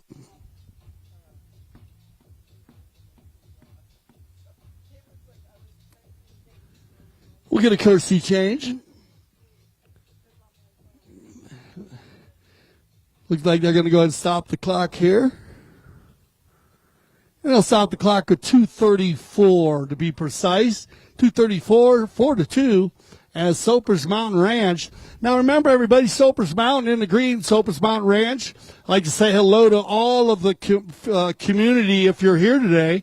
We love the Soapers Mountain Ranch. We have a polo field up at the Soapers Mountain Ranch. It was one of the first polo fields that was actually here at the club. I actually interviewed Grant Gansey last week, and he was telling me about how the club has grown over the last 12 years. We want to thank everybody for embracing the polo, embracing what we do here at the Aspen Valley Polo Club. We can't get it done without you. We really appreciate that.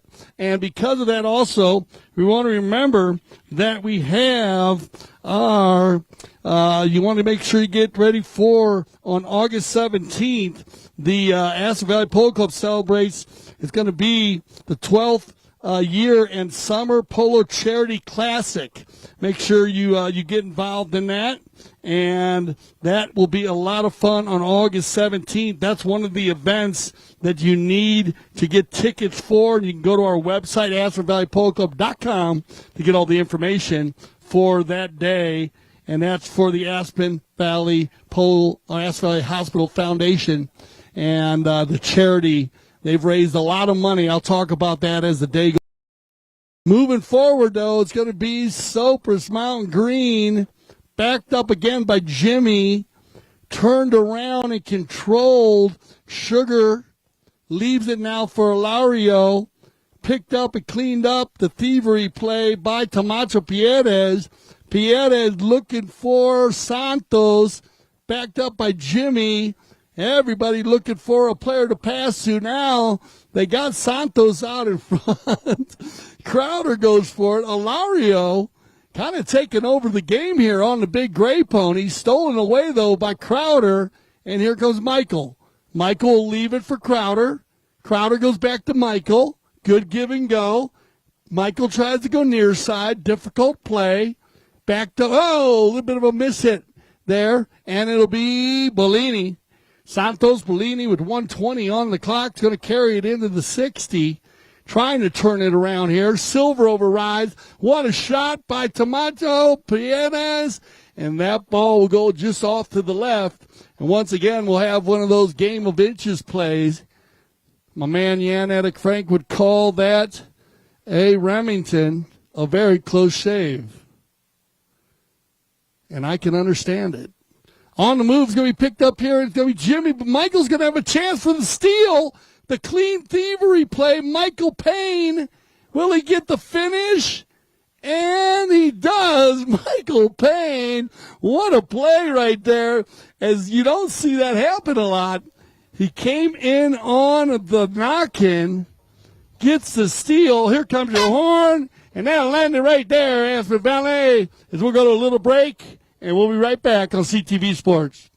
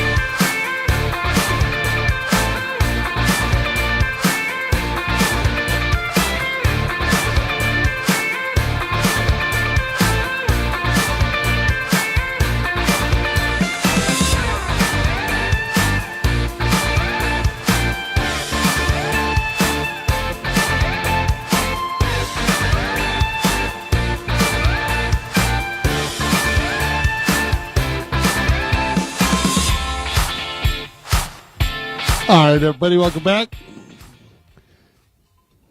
Third chucker action.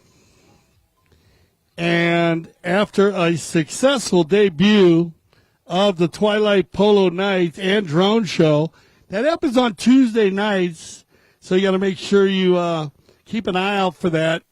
We play polo here on Tuesday nights, and you got to go to the website, AskValleyPoloClub.com, but keep an eye on that because we had a group of people down here at the beach party, Polo's beautiful beach party on Tuesday night. The weather was fantastic. We had this amazing 4-chucker exhibition polo game.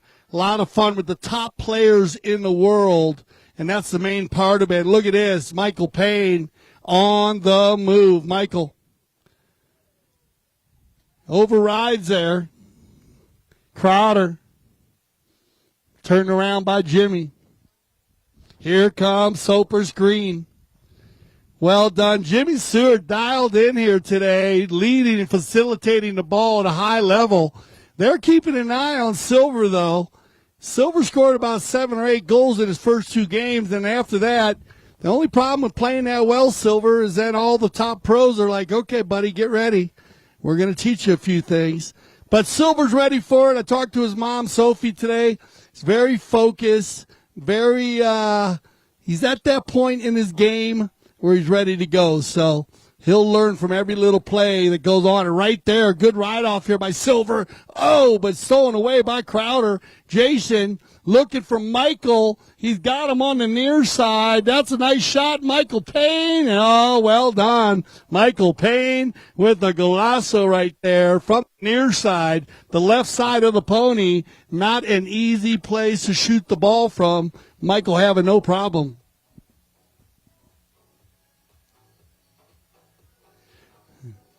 Good passing here. Good job there by Jason Crowder. Getting the steal, starting that play off. It always begins somewhere on the polo field. On the bowling here, it's going to be picked up here and controlled again by Michael. Michael loves the little gray horse. I got to get a name on this little pony. This little pony gets a lot done, or Michael gets a lot done on her. Turn and burn is going to be picked up here and controlled by Ilario. Ilario's got room on the Big Bay pony. Into the inside, Crowder. He's going to leave that ball for Tamacho. Good teamwork here by Mountain Chevrolet as Tamacho Piedes turns the corner. Piedes, like butter, takes this one to the inside. Look at this play by Tamacho Piedes. Silver with the hook. They leave it for Santos. And Bellini's going to hit that one into the Santa Rita Polo Farm stable. That ball will go just wide to the right. But good playing there. You notice how the hockey on horseback play comes into play with each player playing off each other. The passing is everything in the game of polo. Right now on the outlet pass, Jimmy's going to find Sugar. Erskine out of South Africa. Erskine across the field here. Who's going to get there? Looks like Jimmy. Smart play by Michael. You notice how Michael Payne pulled out of that play. He could not get that ball as Jimmy Stewart was following the right-of-way. So smart play there, not the foul. Now Sugar, he'll make the desperation hook and leave it for Ilario. That's a set play right here as Michael's going to break it up, and watch out. Here comes Mountain Chevrolet. It's going to be Tamacho Piedes going to the speed stick. Now he'll leave this one for Santos. Bellini, he can't keep it going. Jimmy's going to slow it down. And with 2:52 on the clock, you're going to get a courtesy change. So we had a neutral play here. Jimmy Stewart had the ball right here in front of us. So when we return, we will have a fair play possession. I talked about this earlier today. That'll go right back to the Soper's green team. If you notice a chucker, 6.5 minutes long. We only have 3 minutes left, so they ran for a good 3.5 minutes there. And that is a lot of time to move around the polo field. Keeping an eye on that to keep the horses safe, and they'll keep that play under control So a good job there by our mounted official. You're going to get that one stopped, slowed down, and brought back. And we'll get everybody back on the field. Remember, make your way around if you have not, made a little tour of the club. We do have a number of different places to sit and watch. I know a lot of people do love the tailgate spots, and we love our tailgaters down there. So we're talking about the Kersey change, and it looks pretty quick. They try to keep it under 45 seconds. That is the goal. Sometimes the players are at different ends of the field, so that takes a little longer. But they usually get in and out. It is a time for the horses. And as Crowder's going to go ahead and get this one going again, this is going to be Jason. Crowder's got Michael all by himself over here. Michael Payne switching on to another gray. He's got a bunch of gray horses, so don't think that's the same one he's riding all the time. Now it's going to be number one, and he's got Santos in the rumble seat. Oh, Michael going to snap that one all the way across the field, and a little bit too far on the cut there as he was slicing that ball. He hit it well, but Jimmy will collect it and turn and change the field here. Keep your eyes on the ball in the VIP. Hard to see the ball through the bottom of a glass, everybody. Now picked up here cleanly by Sugar. Camacho changing the field once again. What a clean shot right there. And he's got Santos. Oh, Santos trying to hit that to Glenwood. Now it's going to be picked up and taken here forward by Crowder as they're moving it back and forth. Both teams kind of on a tennis game again, back and forth, not taking control here in the third chukker. Down the field it goes. Silver's going to get taken out by Camacho. He'll open this ball with the angle. Notice the angle. Crowder will get on it on the gray. Jason will take it back to the inside. Now he's got Santos going forward. Man, they got a bunch of grays out there. It's going to be picked up by Bellini. Santos. Oh, having a little trouble down inside the 60. Mountain Chevrolet's got to regroup here. They've had a number of opportunities, but cannot get it between the posts as, Crowder's going to come flying across here.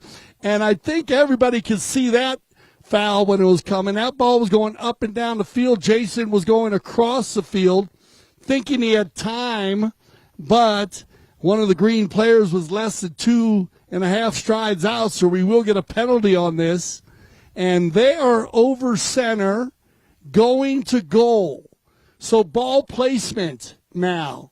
This comes into play with professional umpires. That's why we have professional umpires out there. Where do you place the ball? The foul happened here at the 130 mark, but they're going to bring that ball down to the 60 based on the offensive attack. So we'll get all the players lined up 30 yards in front of the ball as everyone leisurely gets their way there with 55 seconds left in the chukker. It's going to be a Lario, I believe. We'll see.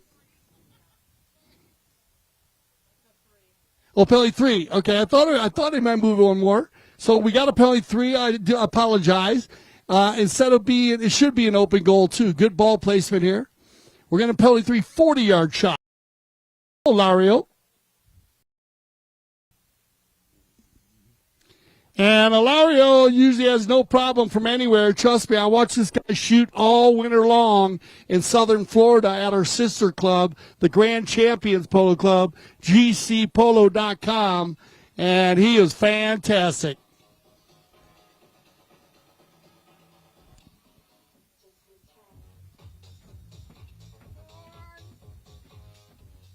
All right, there's your 30-second one horn. Put your hand together, everybody, and we'll take a little break for our halftime show, and we'll be back for the second half of the 2025 Just for the Love of It.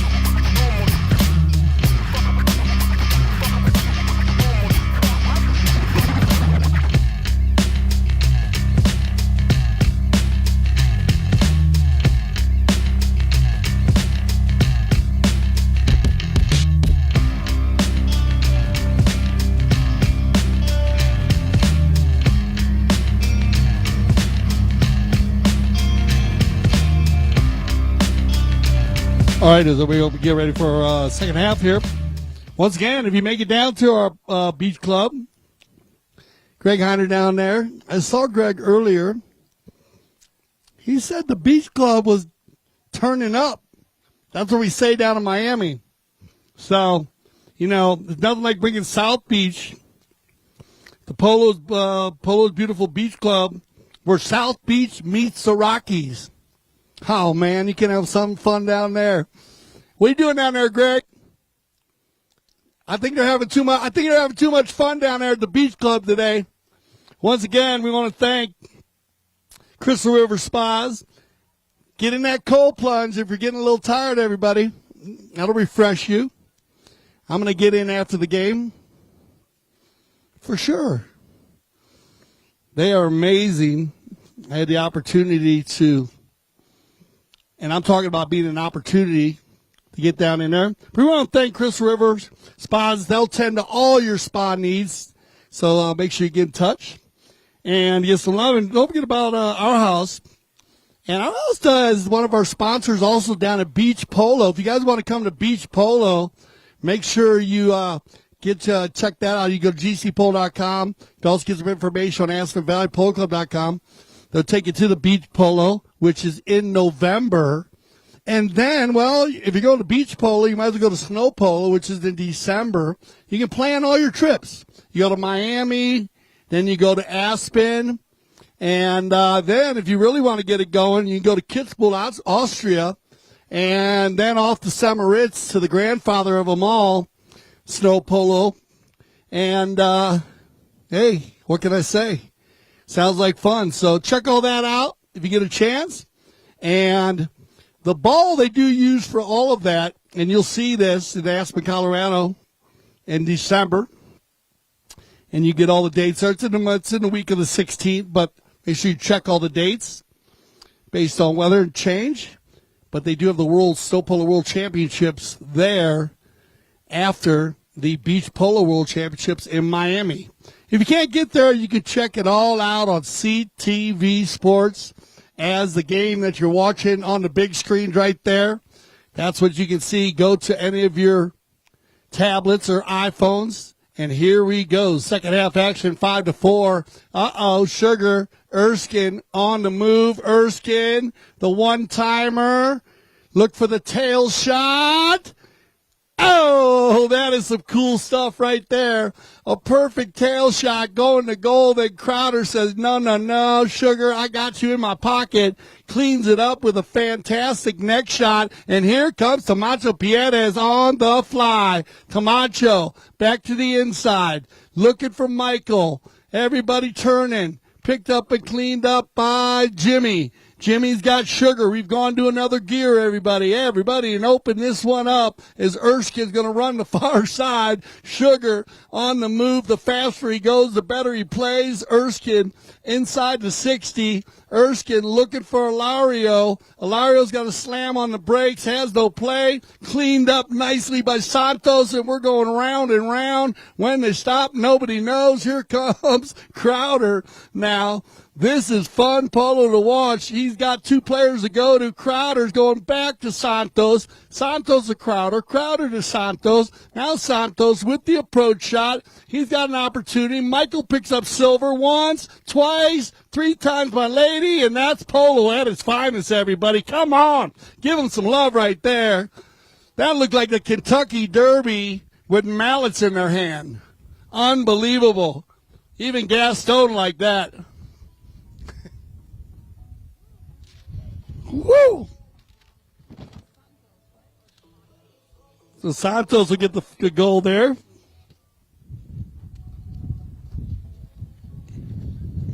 And that's what I mean about running with that wind at your back. And that's what's going to be happening right now. So let's see if Soapers can take advantage of it. Because if Mountain Chevrolet can get another one with the wind in their face, they are going to be looking strong. And that's going to come into play here towards the end of this game. Good ball control here, Ilario. He is a maestro. Well read by Camacho, though. I think we're going to turn here. He's got time. And I think you're going to get a Kersey change. So Tomacho will just spin around a little bit right here in front of the VIP. And with 3:34 to be precise, we got 2 5s up there. But the wind is picking up as it does in the afternoon. So keep an eye on any of your tents or umbrellas, everybody. As we do know in the afternoon here in the beautiful Rocky Mountains, the wind does blow up valley. As they say, am I using the right terms there? I'm like a local, huh? I start saying, hey, up valley or down valley. But just keep an eye on everything, everybody. I know the beach club over there. Hey, it happens at the beach too, you know, when the wind blows. But I will give you some trivia here. Believe it or not, the bowling, the reason why they changed directions actually started with the Indian government military. And they used to play on fields that ran east and west, and they played polo for the military, but they played in the afternoon. So they didn't think it was fair for one team to look into the sun for a full chukker, which, hey, I agree with that. Because if you're looking into the sun and one team is not, then there's a disadvantage. There's an advantage there. That's how the rule actually came to come, and now we use that all around the world. Is Jason Crowder into the wind? Are you kidding me, Jay? JC Spaceman. That's why we call him Spaceman. And they're going to get one here. Well done, Jason Crowder and Santos Bellini have just become the new dynamic duo of the afternoon, the Bellini-Crowder combination. And trust me, on and off the field, that is a dynamic duo.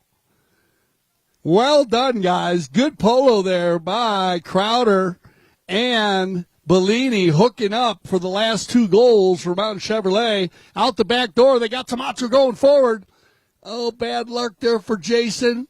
Silver tries to get a piece of it, but Crowder will turn the corner, and he's going to fire one down. And, oh, why not get 3 now for Jason and Bellini? And Bellini's going to get 3 in a row, maybe. Well done, Santos. And he get around, and yes, he does. And Santos Bellini will pick up 3 goals in a row, but more importantly, give Mountain Chevrolet a comfortable lead here in the 4th. And must I say that every goal that Bellini has made, Crowder was facilitating the ball. Good job, guys. That is good teamwork, as Tomacho and Michael are just playing good defense to keep them going. Ilario now says, let's get done with this. We got the wind at our back. Ilario, nice ball, little lob wedge, looking for Jimmy. He's got him, Jimmy. Oh, well done, Tomacho. Oh, that is a dangerous play by Tomacho Piedes. He took it out of the air. Good non-call because the window was wide open. There was nobody in the right-of-way there impeding it anyways, and then he knocks it out of the air to save the goal. Silver's going to get this one. Walking the dog, Silver. Good ride-off by Bellini. Oh, Santos going on the defense. Look at Santos fired up here. Bellini and Sugar. Erskine will get the cutback shot right to Ilario. Ilario checks his shoulder. Says we need some more help. He's got Jimmy in the rumble seat. And look at this. Ilario Figueres. Oh, Ilario crushing that ball, but off to the left side. And Mountain Chevrolet, with less than a minute left here in the 4th, will get one more opportunity on the knock-in. Crowder going to go with the one-timer. Why not? This has worked well. Tomacho Piedes tries to open it up. Can't get it going. Ilario's going to spin it around. Here comes your warning horn in 3 seconds. He's going to override also. Michael goes for the back shot. Turned around by Jimmy now. Seward out a walk, slows it down here. He's got time. Now he goes for the outlet. Crowder, just a wall back there. Gets another 100 yards back. And look at this. They're going to have time here. If Santos can open it up, we got Santos Bellini on the move. 6 seconds on the clock. The buzzer beater will be in place here. Santos, this will be a goal if it goes. Oh, no. Off to the right side, but that'll end the chucker, everybody. So once again, put your hands together as we send them off. As Crowder, actually, Bellini was right before the buzzer beater, but a 2-goal lead for Mountain Chevrolet. We'll be right back.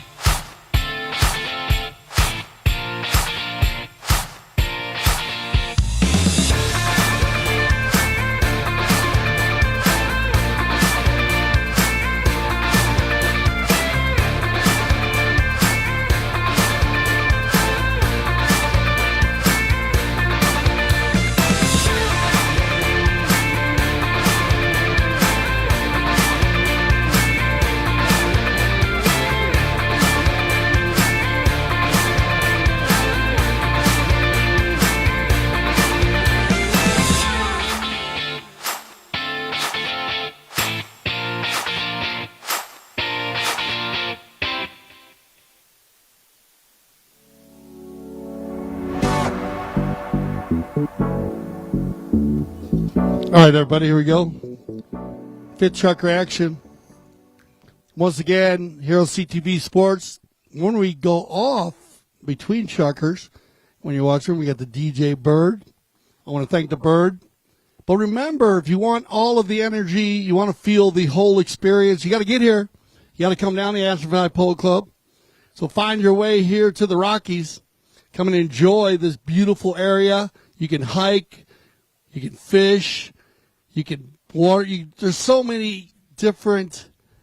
Oh, Crowder trying to get involved there. As he tries to get it right on the line as it comes off a pony. And, oh, Crowder working hard. Look at this. Santos going to pick up his 4th goal in a row. Are you kidding me? Unbelievable. Santos Bellini. And that's, again, the Crowder-Bellini show, because Jason Crowder makes the hook there. And if he does not hook Ilario, then Bellini doesn't have the, beach ball goal. That's an easy goal for him. Kind of a broken play, but well done, Crowder, on the hook, which wasn't an easy hook. He leaned way out on the horse's ears and got that hook done. Back to the center they go, and here we go. As look at this, Mountain Chevrolet going to open up this lead, and 8-5 now. Very, very strong. Ilario He's been very successful, Lario, playing well in the back, scoring good goals, too, hitting all the penalties. We'd like to get Sugar involved. Erskine. Sugar.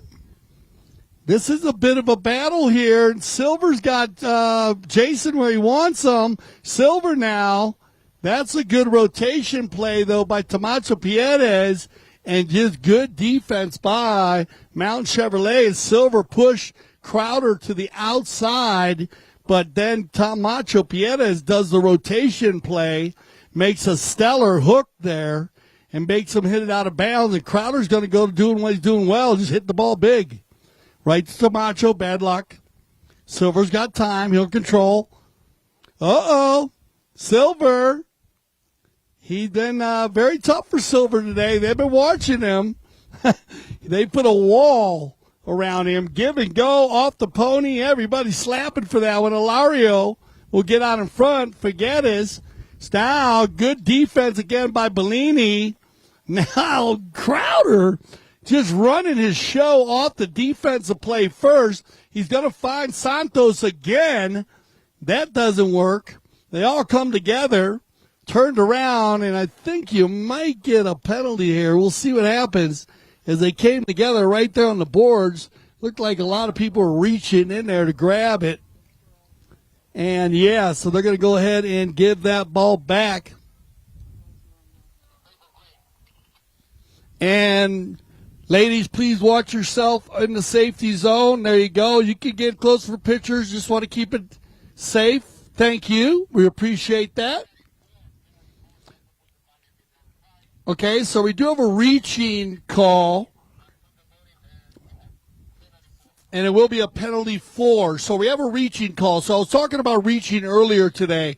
Remember, you can only reach when you're on the same side of a horse when the player's playing the ball on that side. You can't reach underneath his horse. Can't reach underneath the horse's neck. You can't reach from behind. It makes sense, right? It's all about safety again. But sometimes what happens is two players come together on a ride-off where they're right next to each other, and then they reach under each other's necks or they're fighting for the ball. So those are plays that you just want to be careful of. And Santos going to get caught with his hand in the cookie jar here on a reaching call. Now, that ball was out on the side by the boards, but it was inside the 60. So what they're going to do is they're going to move that ball back to the 60. And when we return from this courtesy change, we will have a penalty 4 from the 60-yard mark. All players must be 30 in front, and Ilario's already got one today. Here comes Ilario Figueres.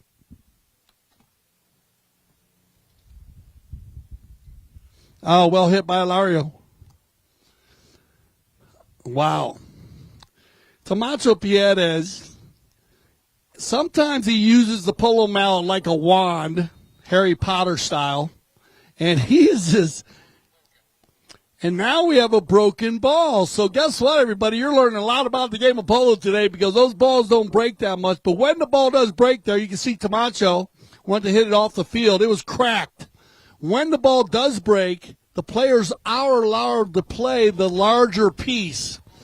Once both pieces come to a standstill, then the umpires will blow the whistle and they'll bowl that ball in.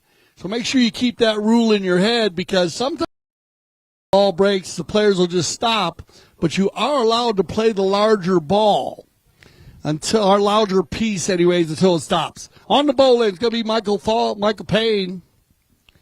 Michael. Good pickup here. There they go. Keep your eye on the ball there, ladies, as they flip around. Good play by Sugar. Silver, don't make that play. Oh, I know what. It's going to work because now, look at this. The give and go from Ilario back to Silver. Silver on the move. Silver's got to flip it in.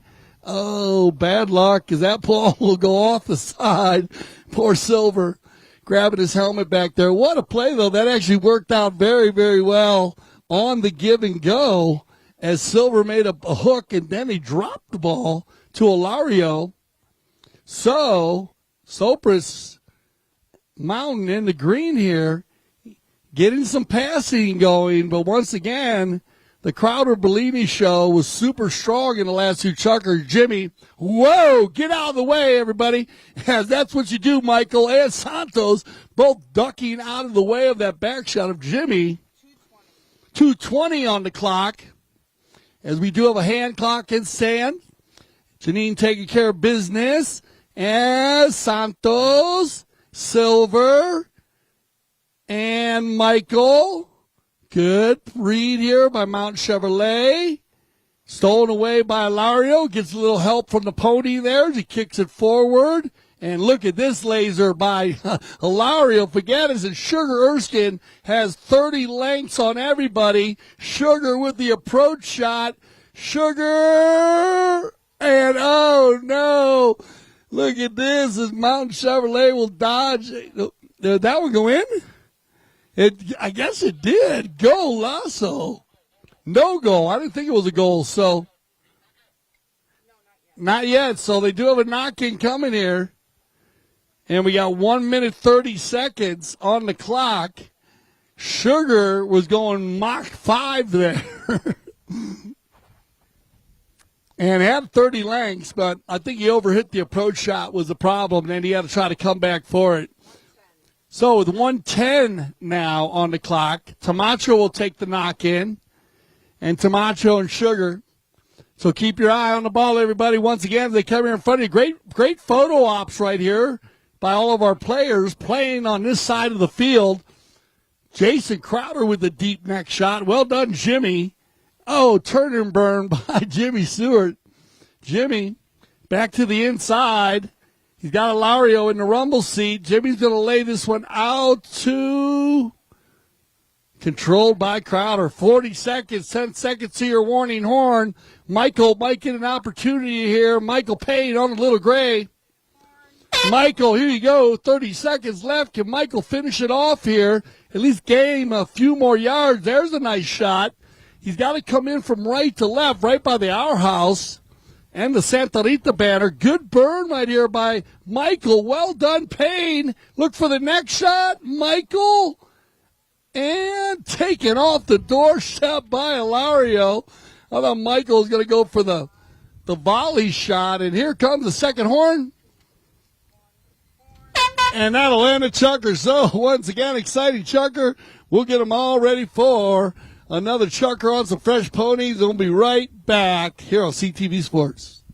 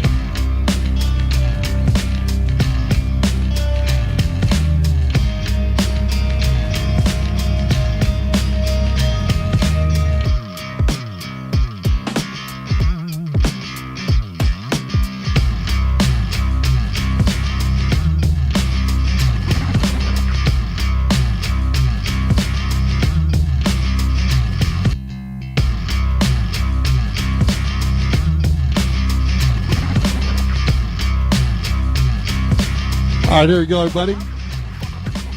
Well, I want to tell everybody what a day we've had here at the beautiful Aspen Valley Polo Club. I want to thank everybody here at VIP, everybody down on our tailgate side. Y'all love y'all down there. You know that. Y'all like the party down there. The tailgate party's going crazy. VIP's been fun, and I know the beach party's gone to a whole nother level this week. We want to thank everyone here on CTV Sports, Aspen Valley Polo Club. Thank you for embracing the polo. We always say we love the polo, so we hope you do too. Here we go, though, sixth and final chucker. We will have a trophy presentation after this, so you can stay around. DJ Bird's going to be playing, so it will not end that quick. The festivities always move on here at the Polo Club. We like to keep the energy up. Here we go.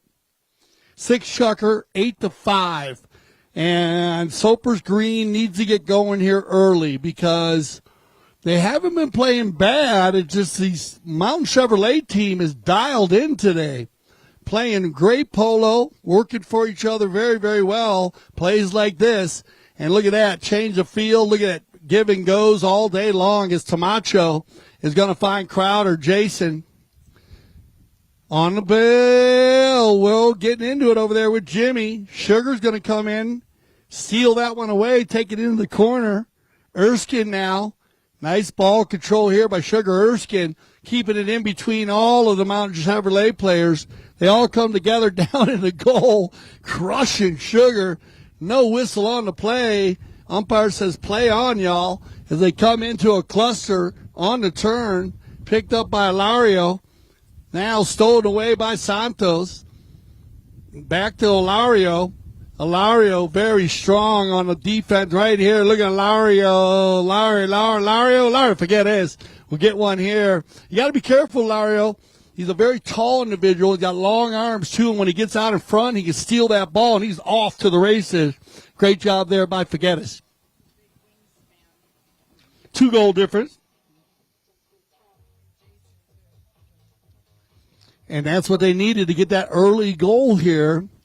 They did not want to let this Mountain Chevrolet team get that 4-goal advantage. Now we got a polo match, everybody, so keep your eyes on the ball. Here we go. They are going back and forth. 4:20 on the clock. Hello, Aspen, Colorado, as they're going to go ahead and turn it around here. Mountain Chevrolet. Good ball control. Keep an eye on this gray mare that Tamacho Piedras is on. Gets a lot done on her. Her name is Vodka. She was the best playing pony a couple weeks ago. On the move, though, is going to be, well, he's been everywhere today. Santos. Well, that was kind of weird. Comes off his pony, turns and burns for Soper's Green. And look at this. We got a horse race here. So it's going to be Silver and Tamacho. Tamacho and Silver. Tamacho lets Silver hit the first ball, puts him in his place, and then look at that near side tail shot by Tamacho Piedras right to Santos. Santos Bellini has room to work here. Santos, keep an eye on these horses. We got a foot race here. Bellini and Seward going forward. Tamacho, look at this. It's going to be Santos. There's the approach shot. Now look for the tail shot or the neck shot. Tail shot coming. Oh, yeah. That's butter right there, everybody. As Santos Bellini is going to go coast to coast like butter on toast. And not just that, finish with a spectacular tail shot. Ay, ay, ay, ay, ay. Wow.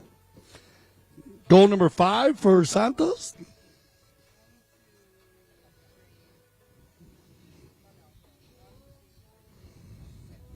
Six? 5. Number 5. 6. Santos picking up 6 goals. Que golazo, Bellini. Ay, ay, ay. That is an indoor play, believe it or not, but great shot selection by Santos Bellini. Because when he hits the ball past the goal, it's easier to take a tail shot to finish than the next shot. And when you're doing it at 25 miles an hour, y'all, it's a lot different. So well done, Santos Bellini, on your shot selection. Unbelievable. Well hit. Good pony there. Taking him right where he wanted to be. And we'll have our final courtesy change of the day. And we're going to get Mount Chevrolet back up by 3 goals. But with 3 minutes left, you know what we always say here in Polo, a goal a minute. So it is not out of range here for Sopris Mountain Green. They got to get it going, and they know it. Here comes Ilario. And if you're going to have someone get the ball, it's going to be Ilario. Look at this snapshot. He's got Silver out in front. Silver, Novigio. Silver. Oh, and he goes for it. I love the shot by Ilario. Silver got there, but he couldn't take a full swing or he would have got hooked, so he had to take a half shot. Could not get the angle he was looking for. Here comes Camacho. Now, they've switched it up a little bit. It was Crowder taking the knock-ins. Now they've gone to Camacho, and Michael's going to come to the inside here. Michael Payne. Well done, Michael, on the Bay Pony. Michael Payne, this ball might go on its own. This ball's got eyes. Oh. And another Remington. Another close shave. Very, very close. Michael snapping the ball, though. Michael Payne, man, playing great polo right now. Mounted up very, very well. His wife, Michelle, also playing in some of our polo school polo on Tuesdays and Wednesdays. Good play here by Crowder. And he's looking for Michael, but Crowder's just hitting the ball so well, he's going to overhit. So, well, we can't really get on you, Mike. We can't get on the Mount Chevrolet team for overhitting. They're actually hitting the ball really clean. So they'll take a little bit off of it, and then they'll get some offensive attack. But right now, with the 3-goal lead and 120 on the clock, they're going to put some pressure, but here comes Ilario Figueres, and you need to get one now, Ilario. Come on, Ilario. Inside the 30, Figueres at full speed. Gets it going. Silver in the rumble seat. And, yeah, they're going to get one. So when they just do the math here, 1:02 on the clock, by the time we get back to the center, you're going to have about 45 seconds. And they need to get a foul here, so I know Mount Chevrolet.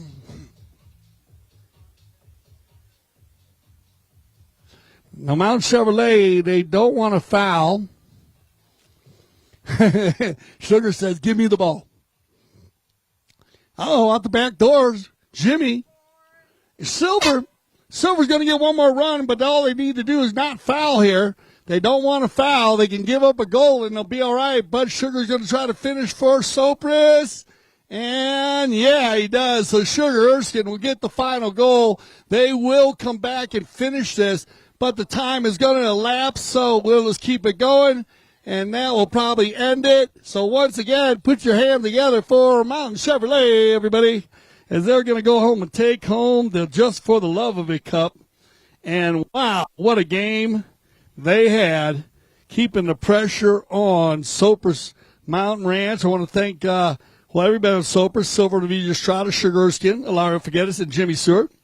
And, of course, the Mount Chevrolet team with Michael Payne, Camacho Pierce, and Jason Crowder. We're going to go to a little break, everybody, here at the VIP and down here on the tailgate side. If you guys want to come down or you want to go out on the field, help yourself to go out on the field. If you have your four-legged fur babies with you, please keep them online still. But we're going to go ahead and throw it to DJ Bird, and then when we return, we're going to have our trophy presentation here, right in the middle of it, with both of our teams up. Good. Please put your hands together, everybody, for Gaston Dordiak, our mounted official right there. Gaston, what a job he did all day long today, a lot of games. And we'll be right back here on CTV Sports. Take a little break. We'll be back for our trophy presentation 2025, just for the love of it.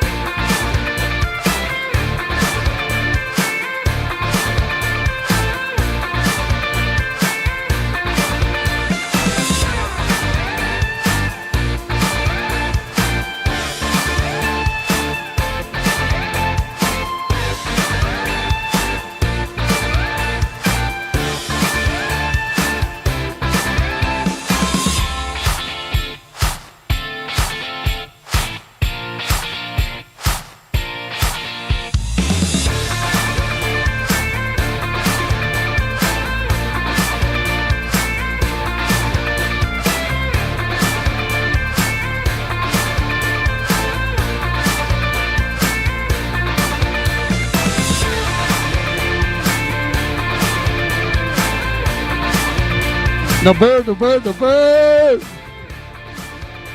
Welcome back. Welcome back as we get ready for a trophy presentation.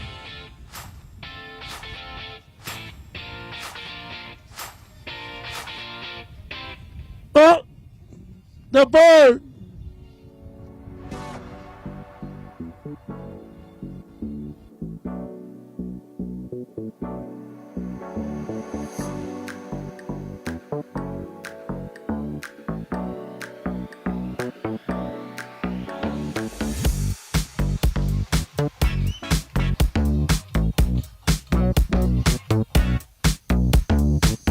All right, welcome back. We do apologize about that. Sometimes the bird gets playing, man, and the beat just takes you away. But we're like that. We love that. We love the music here at the Ass Valley Polo Club. I hope you all love that too. But put your hands together for both our teams, please, everybody. We appreciate all your applause. We appreciate all your energy. Could you please put your hands together for Michelle Payne, the lady in the middle? And please put your hand for her grandson. Is Brooke out there? Did you going to bring Brooke, Michelle, or no? There's Brooke right there. Okay, Michael's got Brooke. So they're you guys are young but I like you sexy grandparents. That's good. What can I say? I mean, right? That's the way it is. Put your hands together for that. That's always good. All right, here we go. Let's go with our runners up here for the just for the love of it. Sopris, we love you guys. Come on, Silver Navija Estrada. Put your hands together for them. It's one of our young polo stars, man. I'm going to watch you go to 10 goals one day, buddy. Keep rocking and rolling, Silver. We love you, man. Well, Sugar, you always make it fun, Sugar Erskine. And you beat the sound, your speed record today, Sugar, on a few goals, run the goals. And Jimmy, come on, Jimmy. And I think the horses are ready to go, Jimmy. They look very good today. Well done, Jimmy Stewart, man. Good playing. Great horses there. And, of course, Ilario Figueres, man. You can't put your name on Ilario all day long. Passing the ball at a high level, Ilario, well done.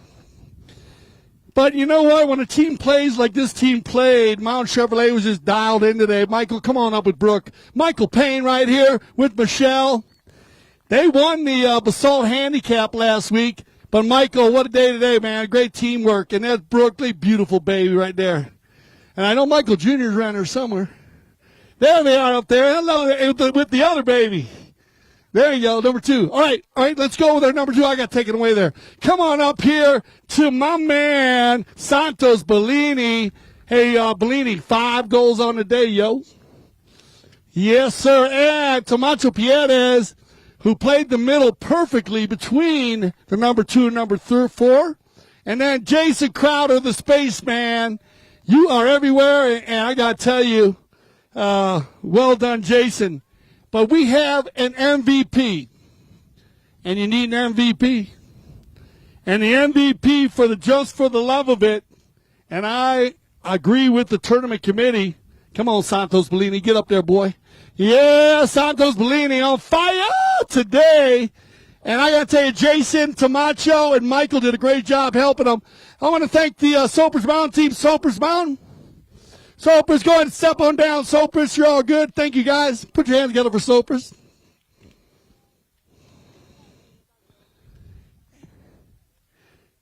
These games are always so competitive. And today, I think there they are. One more time, everybody, for the 2025 Just for Love It Mountain Chevrolet. What a team. I don't know if anybody could have beat you guys today. Now, remember, I'm not lying. Now, y'all lost by a goal. In the other one. Come here, Santos. Come here, Santos. Santos, come here. Yeah, you are. Come here.